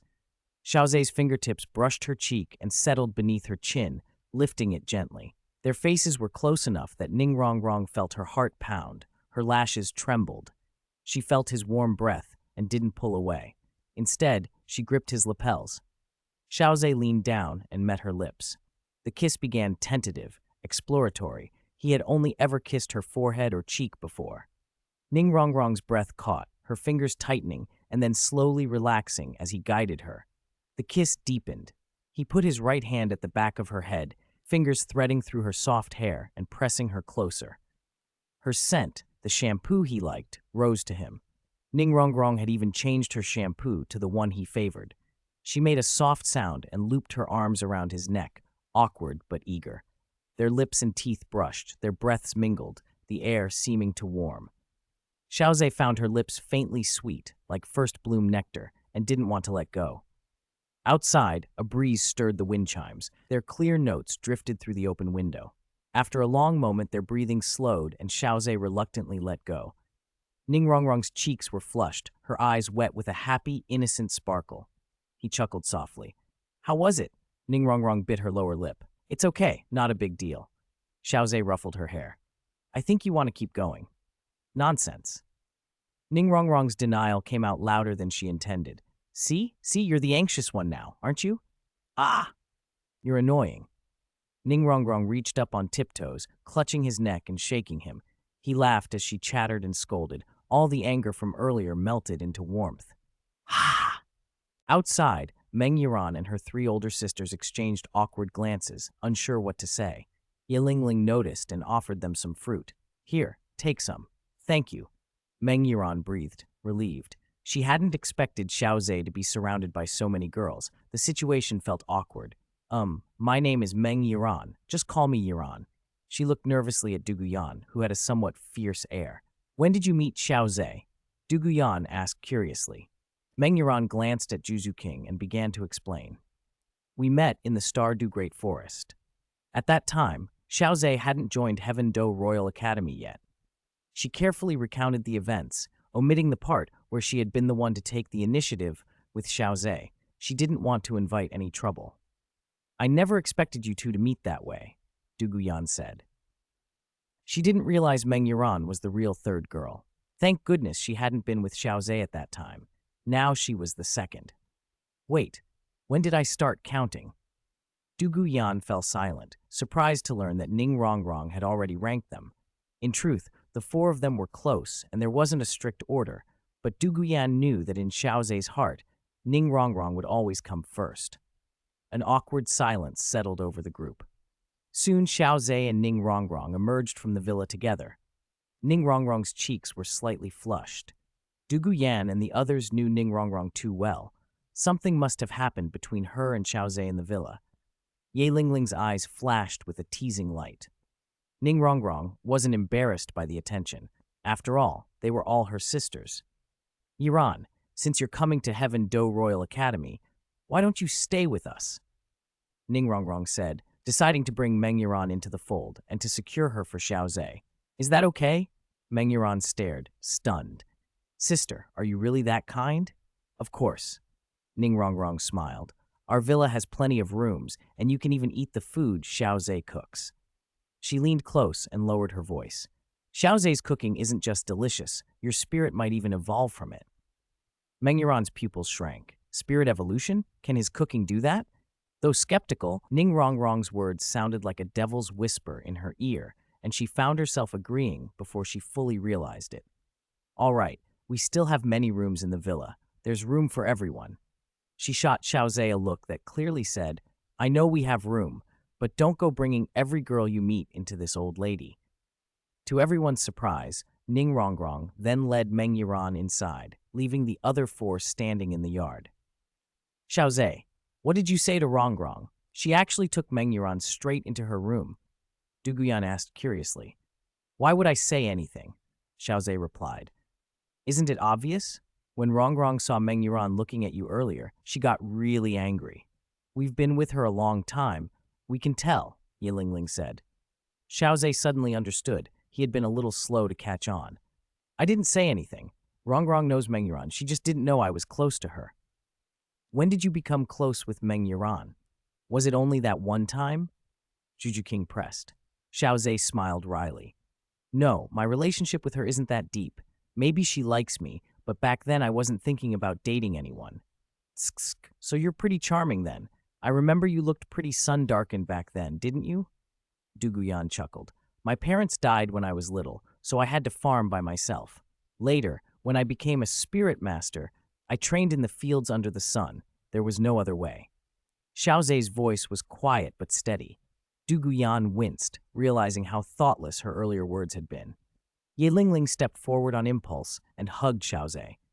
Du Guyan and Juju King both blinked in surprise at her forwardness. Lingling usually liked Xiao Ze, but never competed for his attention. Xiao Ze felt the warmth and gently patted her head. You don't have to do that. My parents died when I was very young. It's been almost 10 years now, he said. It must have been hard, Ye Lingling murmured. She and her mother had often traveled to the countryside. Life there could be brutal. When are you going back to the village? We'll come with you. Most likely before the Soul Master competition, Xiao Ze replied. I also need to bring Grandpa Xiao to watch the competition. Grandpa Xiao? He's the principal of Nodding Academy. He was very good to me when I attended the junior academy, like a grandfather to me. Ye Lingling and the others smiled. Xiao Ze was well-liked. Villagers had helped him. Principal Grandpa Xiao had supported him. The fact that Yu Xiaogang and Tang San were targeting him only proved they weren't the good sort. Someone loved and supported by so many couldn't be truly bad. Come in, everyone, Ning Rongrong called, waving them inside. The group moved into the villa. Xiao Ze and Meng Yiran exchanged a slightly embarrassed look. You. Meng Yiran didn't know what to say. Train hard now that you're at Heavendo Royal Academy. Then you can compete with us in the elite tournament for advanced Soul Master Academies across the continent, Ning Rongrong said. All right, Meng Yiran nodded seriously. Heavendo City, South City, Strength Clan. What? You mean you were beaten by a blue silvergrass spirit master in a soul duel? A man even more muscular than Tai Long stood before him, incredulous. Tai Long's face flushed with embarrassment. Yes, Tai Long admitted. That blue silvergrass spirit master's spirit abilities weren't very powerful, just irritating, but his movement technique was excellent. I struck him many times and still couldn't land a decisive blow. Tai Nuo scoffed. A blue silvergrass spirit master. How could he be that strong? Stop making excuses for your failure. We, the Strength Clan, don't make excuses. Losing is losing. Chapter 115, Tai Nuo blocks Tang San's way. Tai Long was helpless. You've said it all. What more is there to say? What? Nothing more to say. Tai Nuo asked. Fine, I lost. Humph. Since you lost, I'll go see this kid for myself. If he's really as you described, I won't complain. But if he's not, don't blame me. You should know the Strength Clan's family rules. Understood. Tai Long wasn't worried at all. He hadn't lied. Night was falling. Lanterns lit Heavendo City's streets, but the alleys were still shadowed. Tang San, sweat still on his brow from his match in the Soul Arena, turned down a narrow lane to take a shortcut back to the academy. High walls boxed the path on both sides, only a sliver of moonlight overhead, and the ground was uneven. Still, with his ghost shadow perplexing track, Tang San walked as if on level ground. He had only taken a few steps when two large figures appeared, one ahead and one behind, blocking the alley. Both men were huge, shoulders as broad as walls, their clothes stretched tight over bulging muscles. Tang San recognized the man behind him, Tai Long, the Blue Tyrant Academy student he'd fought in the Soul Arena. The man in front looked like him, older, likely Tai Long's father. The alley was too narrow to pass, and Tang San felt a chill as he realized he was boxed in. Tai Nuo stared at him intently. When Tang San saw Tai Long, his heart sank. Had this guy lost and called his father to deal with him? How shameless. He immediately went on guard, backing up until his spine pressed against the cold wall. His hand swept across the 24 moonlit bridges, his hidden weapons, cold metal glinting in his palms. You are Tang San, the one who beat my son? Tai Nuo asked. Yes. Tang San kept his voice small, nerves taut. He didn't know how strong Tai Nuo was. From Tai Long's level, his father had to be at least a spirit ancestor or higher. Tang San wasn't a match for that in a straight fight, and he hadn't forged many powerful hidden weapons. He looked around for an escape, but the alley's tall buildings left no way out. Panic crept in. If he could survive this, he vowed never to take such a dark shortcut again. Don't worry, I'm not here for revenge. Are you a blue silvergrass spirit master? Tai Nuo asked. Tang San felt surprised but relieved. He sensed no killing intent from the older man. The blue silvergrass spirit stirred from Tang San's left hand. It really is a blue silvergrass spirit master. I've never seen one in person before. Interesting. Dad, see? I told you he's a blue silvergrass spirit master, Tai Long crowed. Tai Nuo shot his son a glare. You still have the nerve to talk? You lost to a blue silvergrass spirit master. Do you have any shame? Watching the father and son bicker, Tang San breathed a quiet sigh of relief. Maybe he'd live after all. Their squabble quickly turned back to him. You talk big. If you're that brave, why don't you spar with him? Me? You want me to go? Who's the father here? You just don't dare. What are you saying? I'll spar if you want me to. Tang San was bewildered. How had this turned into an argument about them? Kid, you heard it. This brat wants me to spar with you. I have no choice. I won't take advantage. I'll only use the strength of a spirit elder.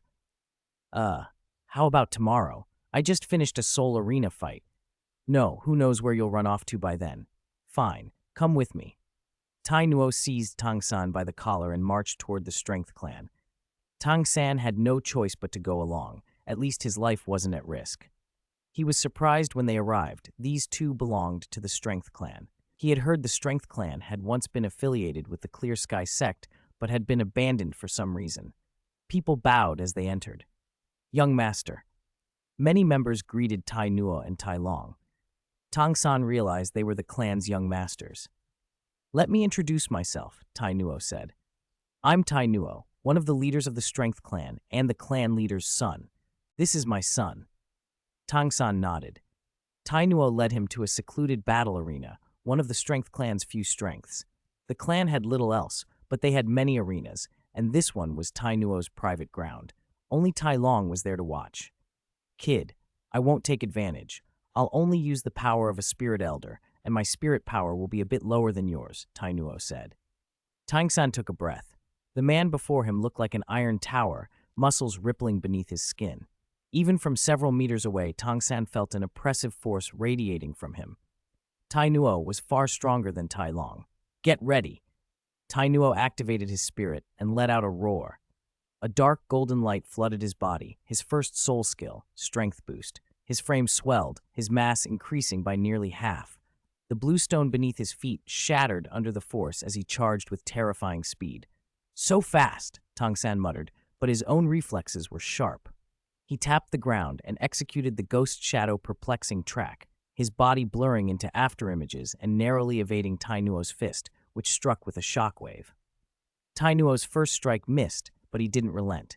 He activated his second soul skill. An odd halo flowed over his fist and launched another blow. The power in this punch was even more fearsome. Tang San, several meters back, felt his cheek sting from the force. He was forced to keep retreating as the stone tiles cracked from the impact. Tang San had never felt anything like it.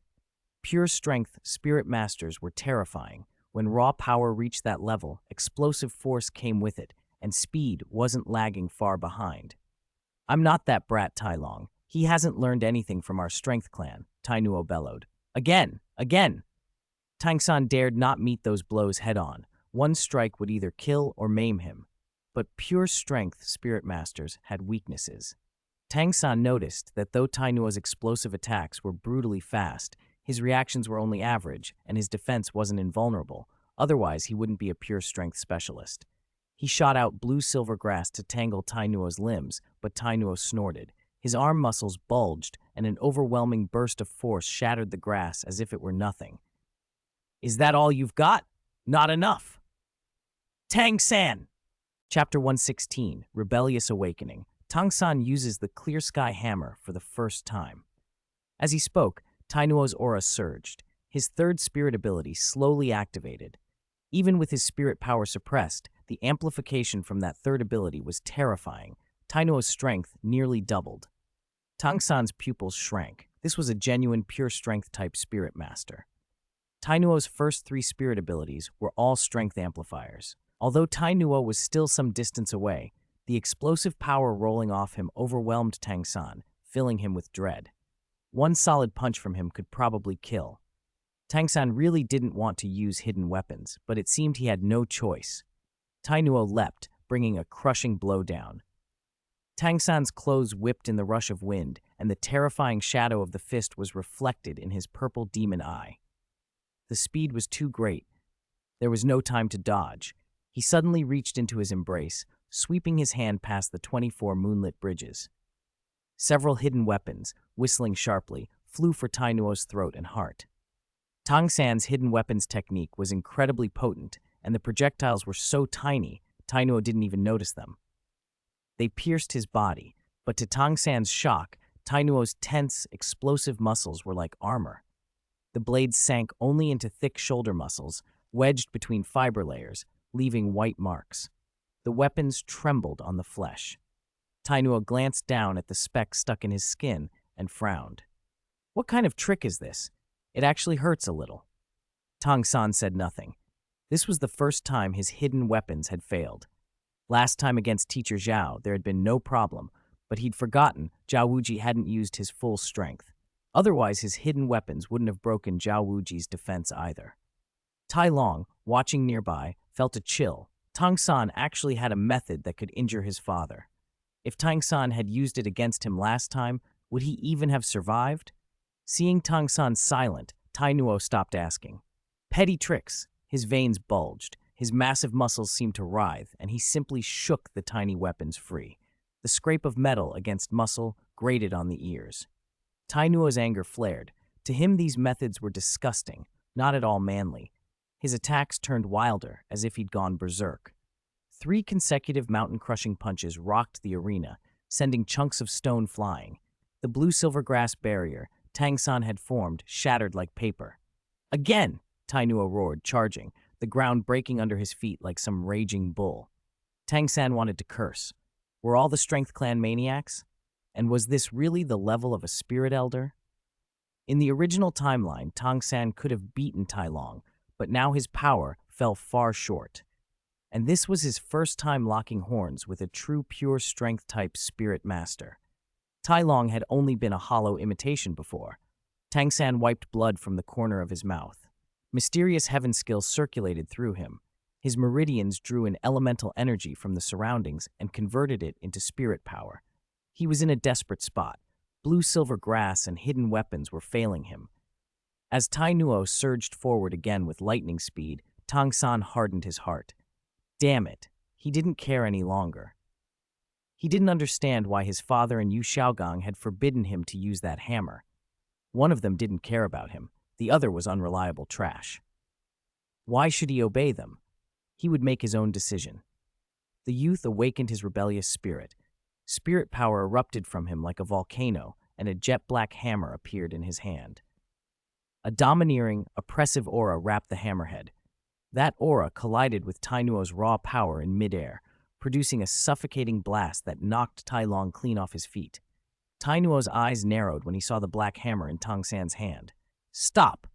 A furious shout came from a distance. Both Tang San and Tai Nuo froze as a more muscular man rushed up to stand before Tang San. Tang San was startled. The man stared intently at the hammer in his palm, muttering, Yes, yes, it is, it is. Dad, Tai Nuo slowed and walked over, but his father ignored him. Child, what is your father's name? The man asked.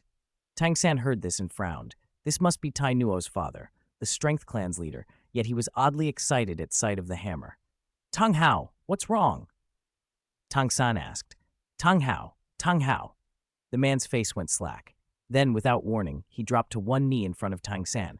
Tai Tan greets young master. Seeing their father and grandfather kneel, both Tai Nuo and Tai Long hastily followed suit. Tang San stood frozen. Senior, what is this? He managed. I am not the young master you speak of. I come from humble origins, Tai Tan said, rising slowly. Is your father really called Tang Hao? Tang San gave a wry smile. Yes, my father's a blacksmith in Saint Spirit Village. He drinks and he works, that's all. Tai Tan's eyes widened. No, that can't be. He looked at Tang San's hammer in disbelief. If your father is Tang Hao, then this hammer. You called my father master just now? Tang San asked, confused. Tai Tan suddenly realized. It seems the master never told you about your background. No, my father, he's just a blacksmith, Tang San said, still skeptical but suddenly uneasy. He glanced down at the small black hammer in his palm. You're wrong about humble origins, Tai Tan said. Your spirit is the Clear Sky Hammer, the Radiant Battle Spirit Hammer of the Clear Sky Sect. The Clear Sky Hammer is the inherited spirit of the Clear Sky Sect, Only those with the clear sky bloodline can awaken it. What? My spirit is the clear sky hammer? Tang-san stared at the hammer in his hand, stunned. The little black hammer he had never really understood was actually the clear sky hammer, one of the strongest tool spirits of the upper three sects. He had known the name, never seen the real thing, and so had never recognized it. That's right, Taitan continued. And you actually have twin spirits. As the master's child, your talent is undeniable. He smiled, though his eyes were still full of shock. Your blue-silver grass comes from your mother, the clear sky hammer from your father. I've been at the master's side for years. How could I not recognize it? The clear sky hammer is not something just anyone can possess. Tang-san lowered his head and looked at the small black hammer in his palm, stunned into silence. Chapter 117. Tang-san conquers the powerful clan. If his father was from the Clear Sky sect, why was he outside? And if the Clear Sky sect was sealed off now, how was that possible? Tang-san frowned. If my father is from the Clear Sky sect, why is he out here? I'm not entirely sure of the details. You'll know when my master decides to tell you, Taitan replied. But your mother may have died in that incident. Hearing that, Tang-san's body trembled, and he took a few involuntary steps back, his eyes going blank. Mother, his own mother. He had never learned anything about her from Tang Hao. What was my mother like? He asked. That's better left for my master to tell you. I don't know much about the young master's mother either, Taitan said with a rueful smile. After a moment, he grew serious. Our Strength clan used to be one of the 4 affiliated clans of the Clear Sky sect. Because of what happened with my master, we separated from the Clear Sky sect. With you here, our Strength clan naturally becomes your subordinate until my master reappears, he added. Tang-san was taken aback. The Strength clan belonged to him just like that? Right now, the Strength clan was a powerful force. Tainuo already had the strength of a spirit king, which meant the clan's elders must be at least spirit saints, comparable to an academy head. After digesting that, Tang-san asked, "How should I address you, senior?" Taitan, the old man replied. Senior Taitan. Just call me an old servant. No, that's disrespectful.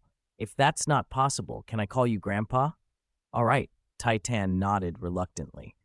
Grandpa Taitan, do you think I can bring the other 3 affiliated clans under my control?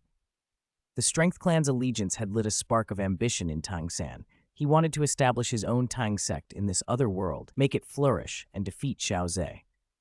The gap between him and Xiao Ze wasn't only personal power. Xiao Ze also had far greater influence and connections. Tang-san's question made Taitan uncomfortable. Because of what happened back then, to put it mildly, we separated from the Clear Sky sect. In reality, we were expelled, Taitan said bitterly. Expelled? Tang-san was shocked. What had really happened back then? It seemed the Clear Sky sect had sealed its gates at that time. The Speed clan, the Breaking clan, and the Defense clan, they couldn't accept the Clear Sky sect or my master. Some even came to hate them. It's very difficult to win them back unless my master appears personally, Taitan said. He met with them often, so he knew their feelings. Even if the master returned in person, they might still refuse to give face.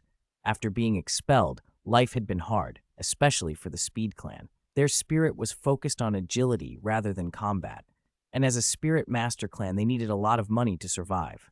Without help from the other 3 clans, the Speed clan probably wouldn't have lasted. Tang-san muttered, I see. That's troublesome. Young master, I suggest you wait. When you grow stronger, you might be able to change their minds, Taitan advised. Understood, Tang-san nodded. Then he grinned. Grandpa Taitan, could you go teach someone a lesson for me?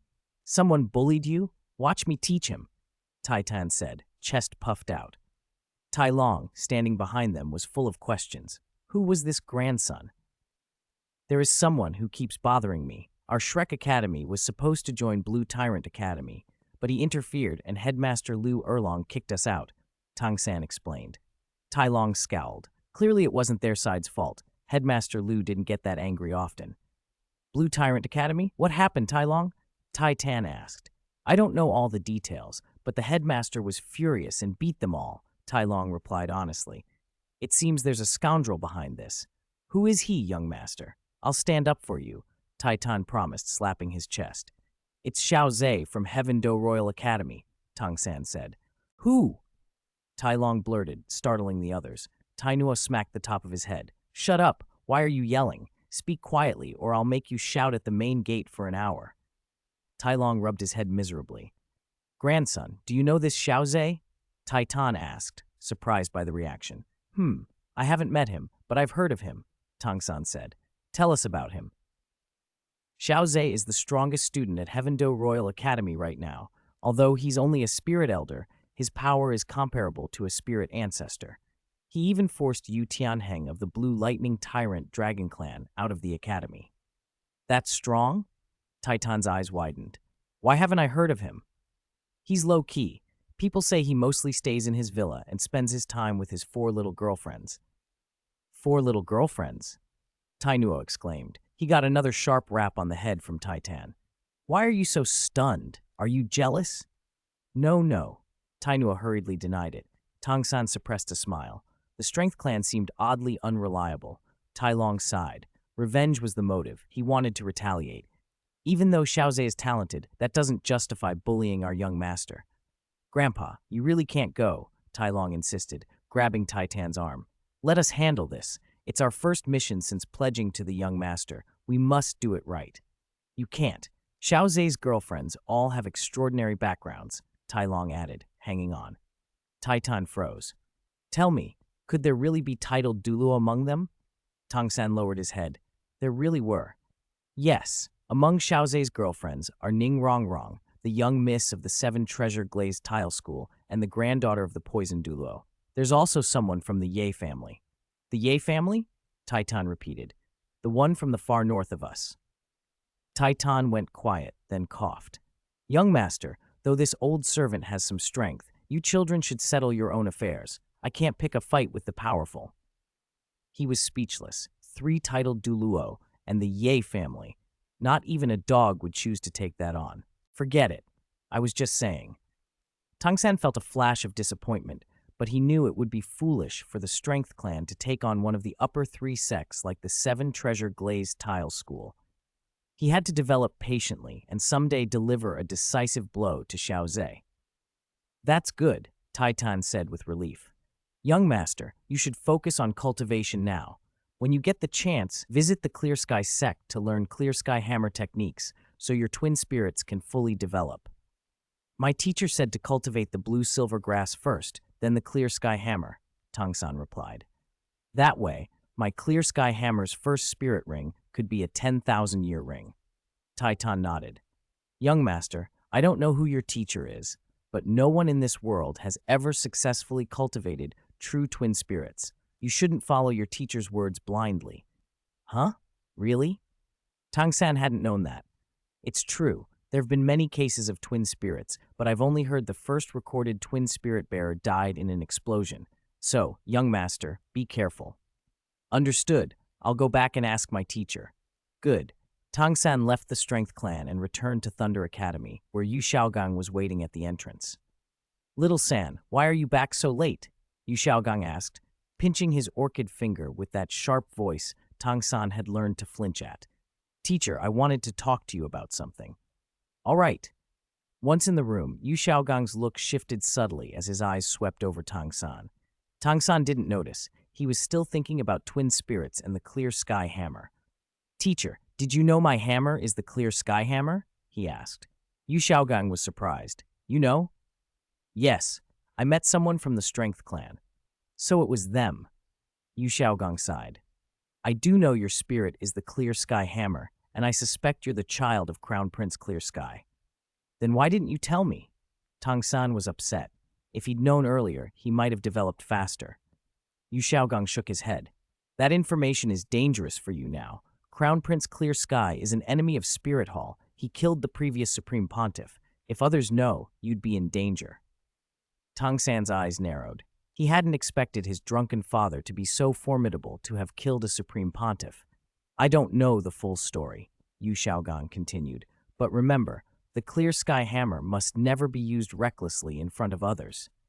You should be the only one to show it in the outside world.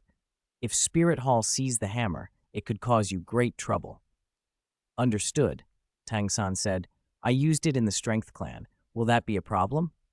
No wonder they recognized you, Yu Xiaogong murmured. It's not a big problem. The Strength Clan is loyal to your father. Tang San breathed easier. Then, can my twin spirits really be cultivated? Little San, you're only the third recorded twin spirit master. The first died in an explosion. Only one person has fully cultivated twin spirits. Who? Tang San's eyes lit up. If he could get help from that person, he might succeed. Yu Xiaogang hesitated, then said, It's the current Spirit Hall Supreme Pontiff, Bibi Dong. She was the disciple of the previous Supreme Pontiff. Tang San froze. Of course, his father had killed the previous Supreme Pontiff, and now the only person who had succeeded with twin spirits was the current Supreme Pontiff. He felt like he'd been handed a death sentence. Teacher, he was almost in tears. Cultivate the blue-silver grass first, Yu Xiaogong advised. As for the clear sky hammer, I'll think of a way. That's the only way. Tang San felt dejected and angrier at his father than ever. If his father hadn't killed the previous Supreme Pontiff, Tang San might have become a disciple of the current pontiff and learned to cultivate twin spirits. Watching Tang San walk away, Yu Xiaogong clenched his fists. Maybe I should find a way into Spirit Hall. Little San is my hope. His twin spirits must be cultivated. She should give me face, right? He murmured. Half a year passed in the blink of an eye. With the blessing of the powerful crops, Xiao Ze and the girls advanced rapidly. In 6 months, each of them rose 3 levels. Ning Rongrong and Juju King became spirit elders, and Yan Yanji reached spirit ancestor. Under Dugubo's guidance, she gained a 4th spirit ring.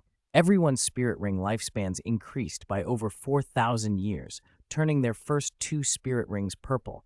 All their rings were now 1,000-year rings. Seeing the rings, Dugubo grinned so widely he nearly knelt before Xiao Ze.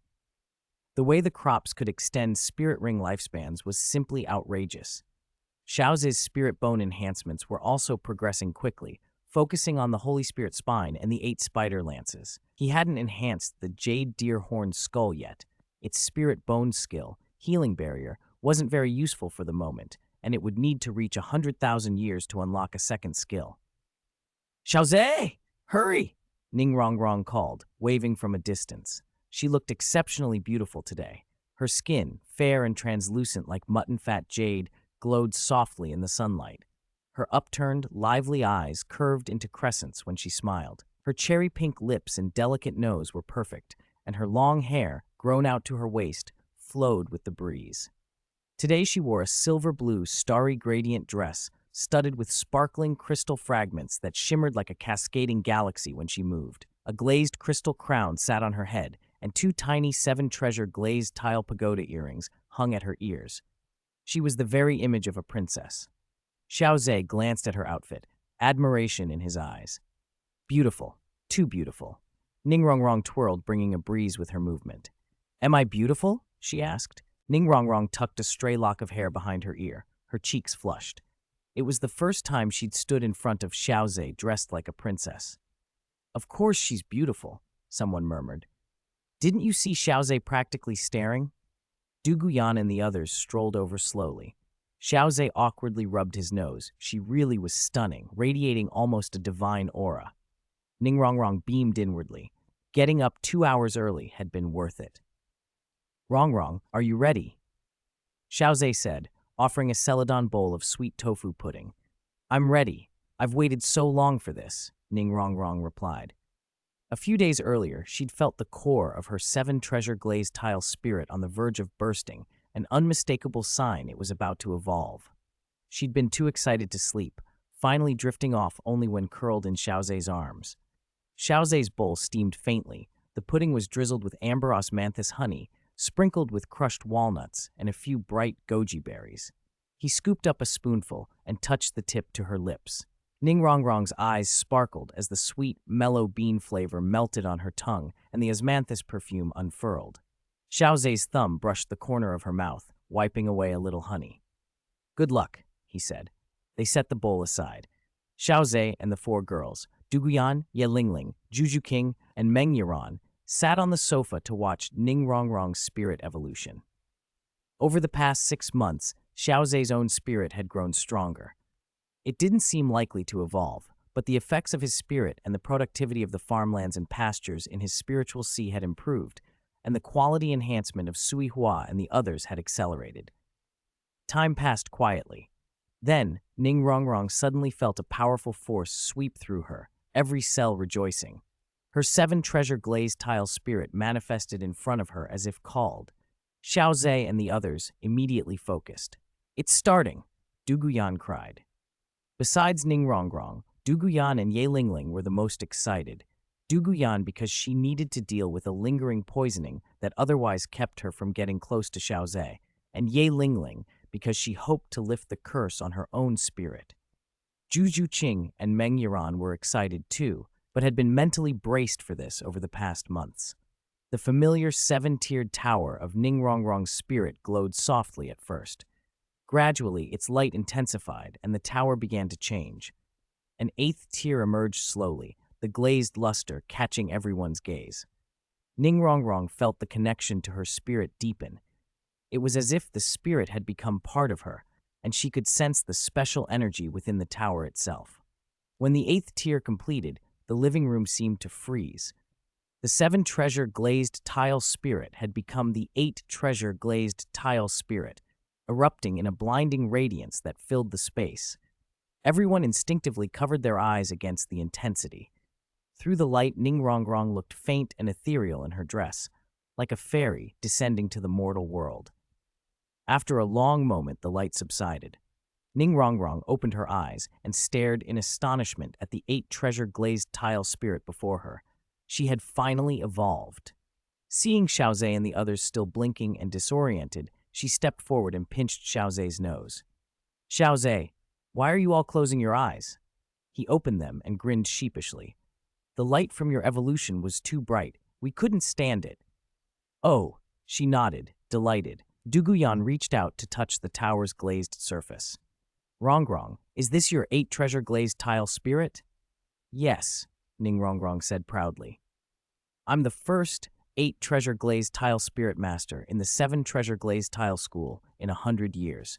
We might as well rename the sect the 8-treasure glazed tile school," she laughed.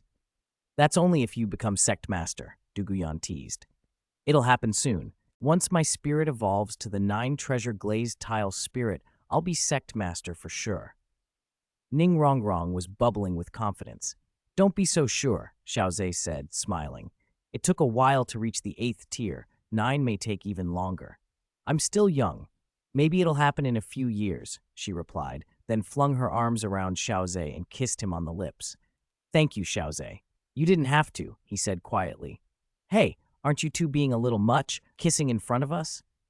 Duguyan teased. "Someone's lips are poisonous when she sleeps." Ning Rongrong stuck out her small pink tongue.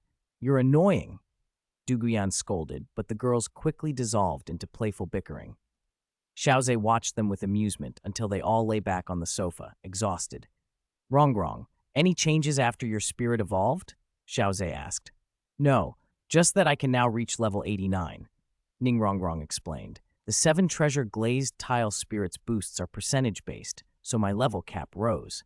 "That's true," Xiao Ze nodded, a bit wistful. There were no other changes, at least this time. In the original tales, however, the 8th and 9th spirit abilities were excessively powerful. The 8th supposedly granted immunity to any attack below the 9th level spirit ability, could withstand 9 9th level strikes without being destroyed, and could simultaneously absorb attackers' spirit power and convert it into defense. The 9th ability was even more extreme, 1 second of invincibility that could block any attack below the divine level. It was almost unbelievable. Ning Rongrong's eyes shone with renewed determination. "Xiao Ze, will you come with me to the 7-treasure glazed tile school?" Chapter 120, Occasional Relaxation Time. "You want to tell your father about evolving your spirit?" Xiao Ze asked. "Yes. For the past 100 years, the 7-treasure glazed tile school's greatest wish has been to evolve its spirit into the 8-treasure glazed tile pagoda. I've done it. I want to make my father proud." Ning Rongrong nodded earnestly. "Then let's all go to the 7-treasure glazed tile school. A little trip won't hurt. I don't think any of you have been there, have you?" Xiao Ze smiled. Ning Rongrong nodded quickly. "Yes, we can all go together. Our school is so beautiful. It's okay? Won't that be awkward? Ye Lingling hesitated. After all, the Seven Treasure Glazed Tile School was a famous sect. They might run into trouble if anything went wrong. Ningrongrong took Ye Lingling's arm and hugged it. Lingling, it's fine. Our school has many outsiders. We have the most outside visitors among the upper three sects. All right then. Yi Lingling agreed, and Ningrongrong Xiao Ze a delighted wink. Xiao Ze chuckled.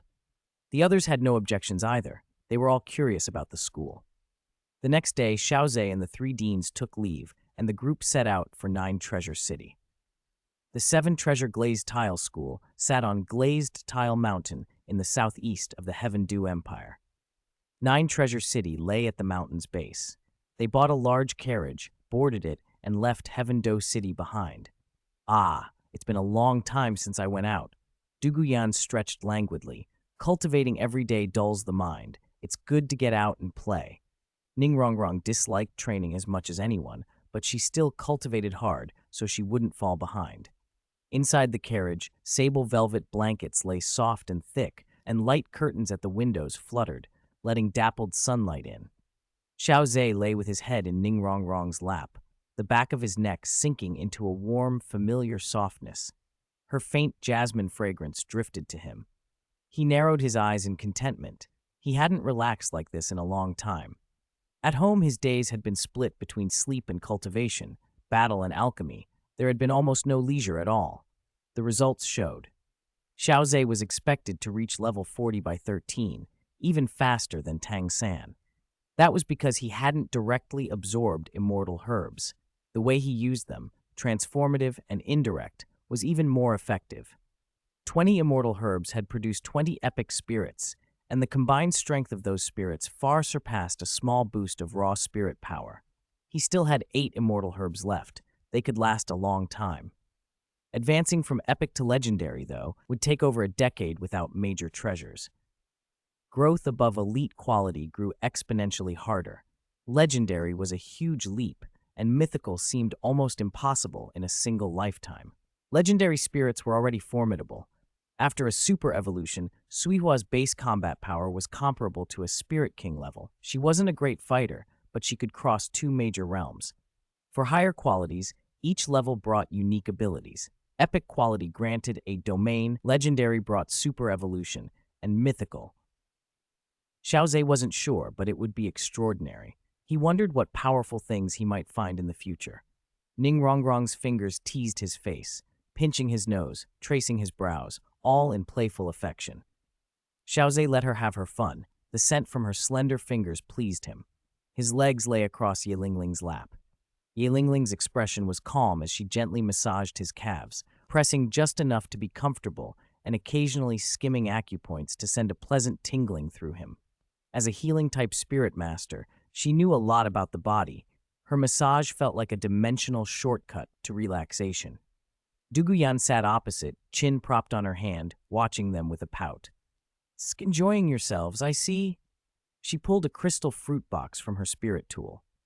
The box was made of special material that kept its contents chilled, expensive, but a favorite among nobles who could afford comfort. Inside lay neatly arranged slices of cool watermelon and other fruits. Duguyan speared a piece of red, juicy watermelon with a silver fork and offered it to Xiao Ze. Ah, Xiao Ze opened his mouth and ate. The sweet juice burst on his tongue, and the coolness felt heavenly. He understood why nobles could become addicted to this life. He wouldn't trade this for a throne. An emperor had to run an empire, but nobles simply spent money and enjoyed themselves. Yanzi, another piece, Xiao Ze mumbled, already reaching for more. No manners, Duguyan teased, but she couldn't help smiling as she fed him another slice. Outside the carriage, Zhu Juqing and Meng Yiran sat side by side, guiding the vehicle. Meng Yiran twitched her wrist and the carriage glided smoothly, barely any bumps. She was pleased with herself. "See, my driving's pretty good, right?" Zhu Juqing nodded. "Very impressive. I didn't expect you to be able to drive." "Of course," Meng Yiran said, laughing. "I loved horses when I was little. I rode at 7, drove a carriage at 8, and had 10 horses by 9. The Seven Treasure Glazed Tile School wasn't far from the capital. After half a day, they arrived at Nine Treasure City. When they stepped down, Everyone was struck by its beauty. The whole city looked like a vast glazed tile set into the earth. Isn't it beautiful? Ning Rongrong said. The city walls are about 20 meters high, all built from glazed steel rock. It looks like crystal, but when sunlight or moonlight hits it, it glows with a dreamy halo. To build the city, our school spent a full 3 years, and the cost was enormous. Your school must be very rich, Xiao Ze said, awed. That city wall alone could probably buy many 10,000-year spirit bones.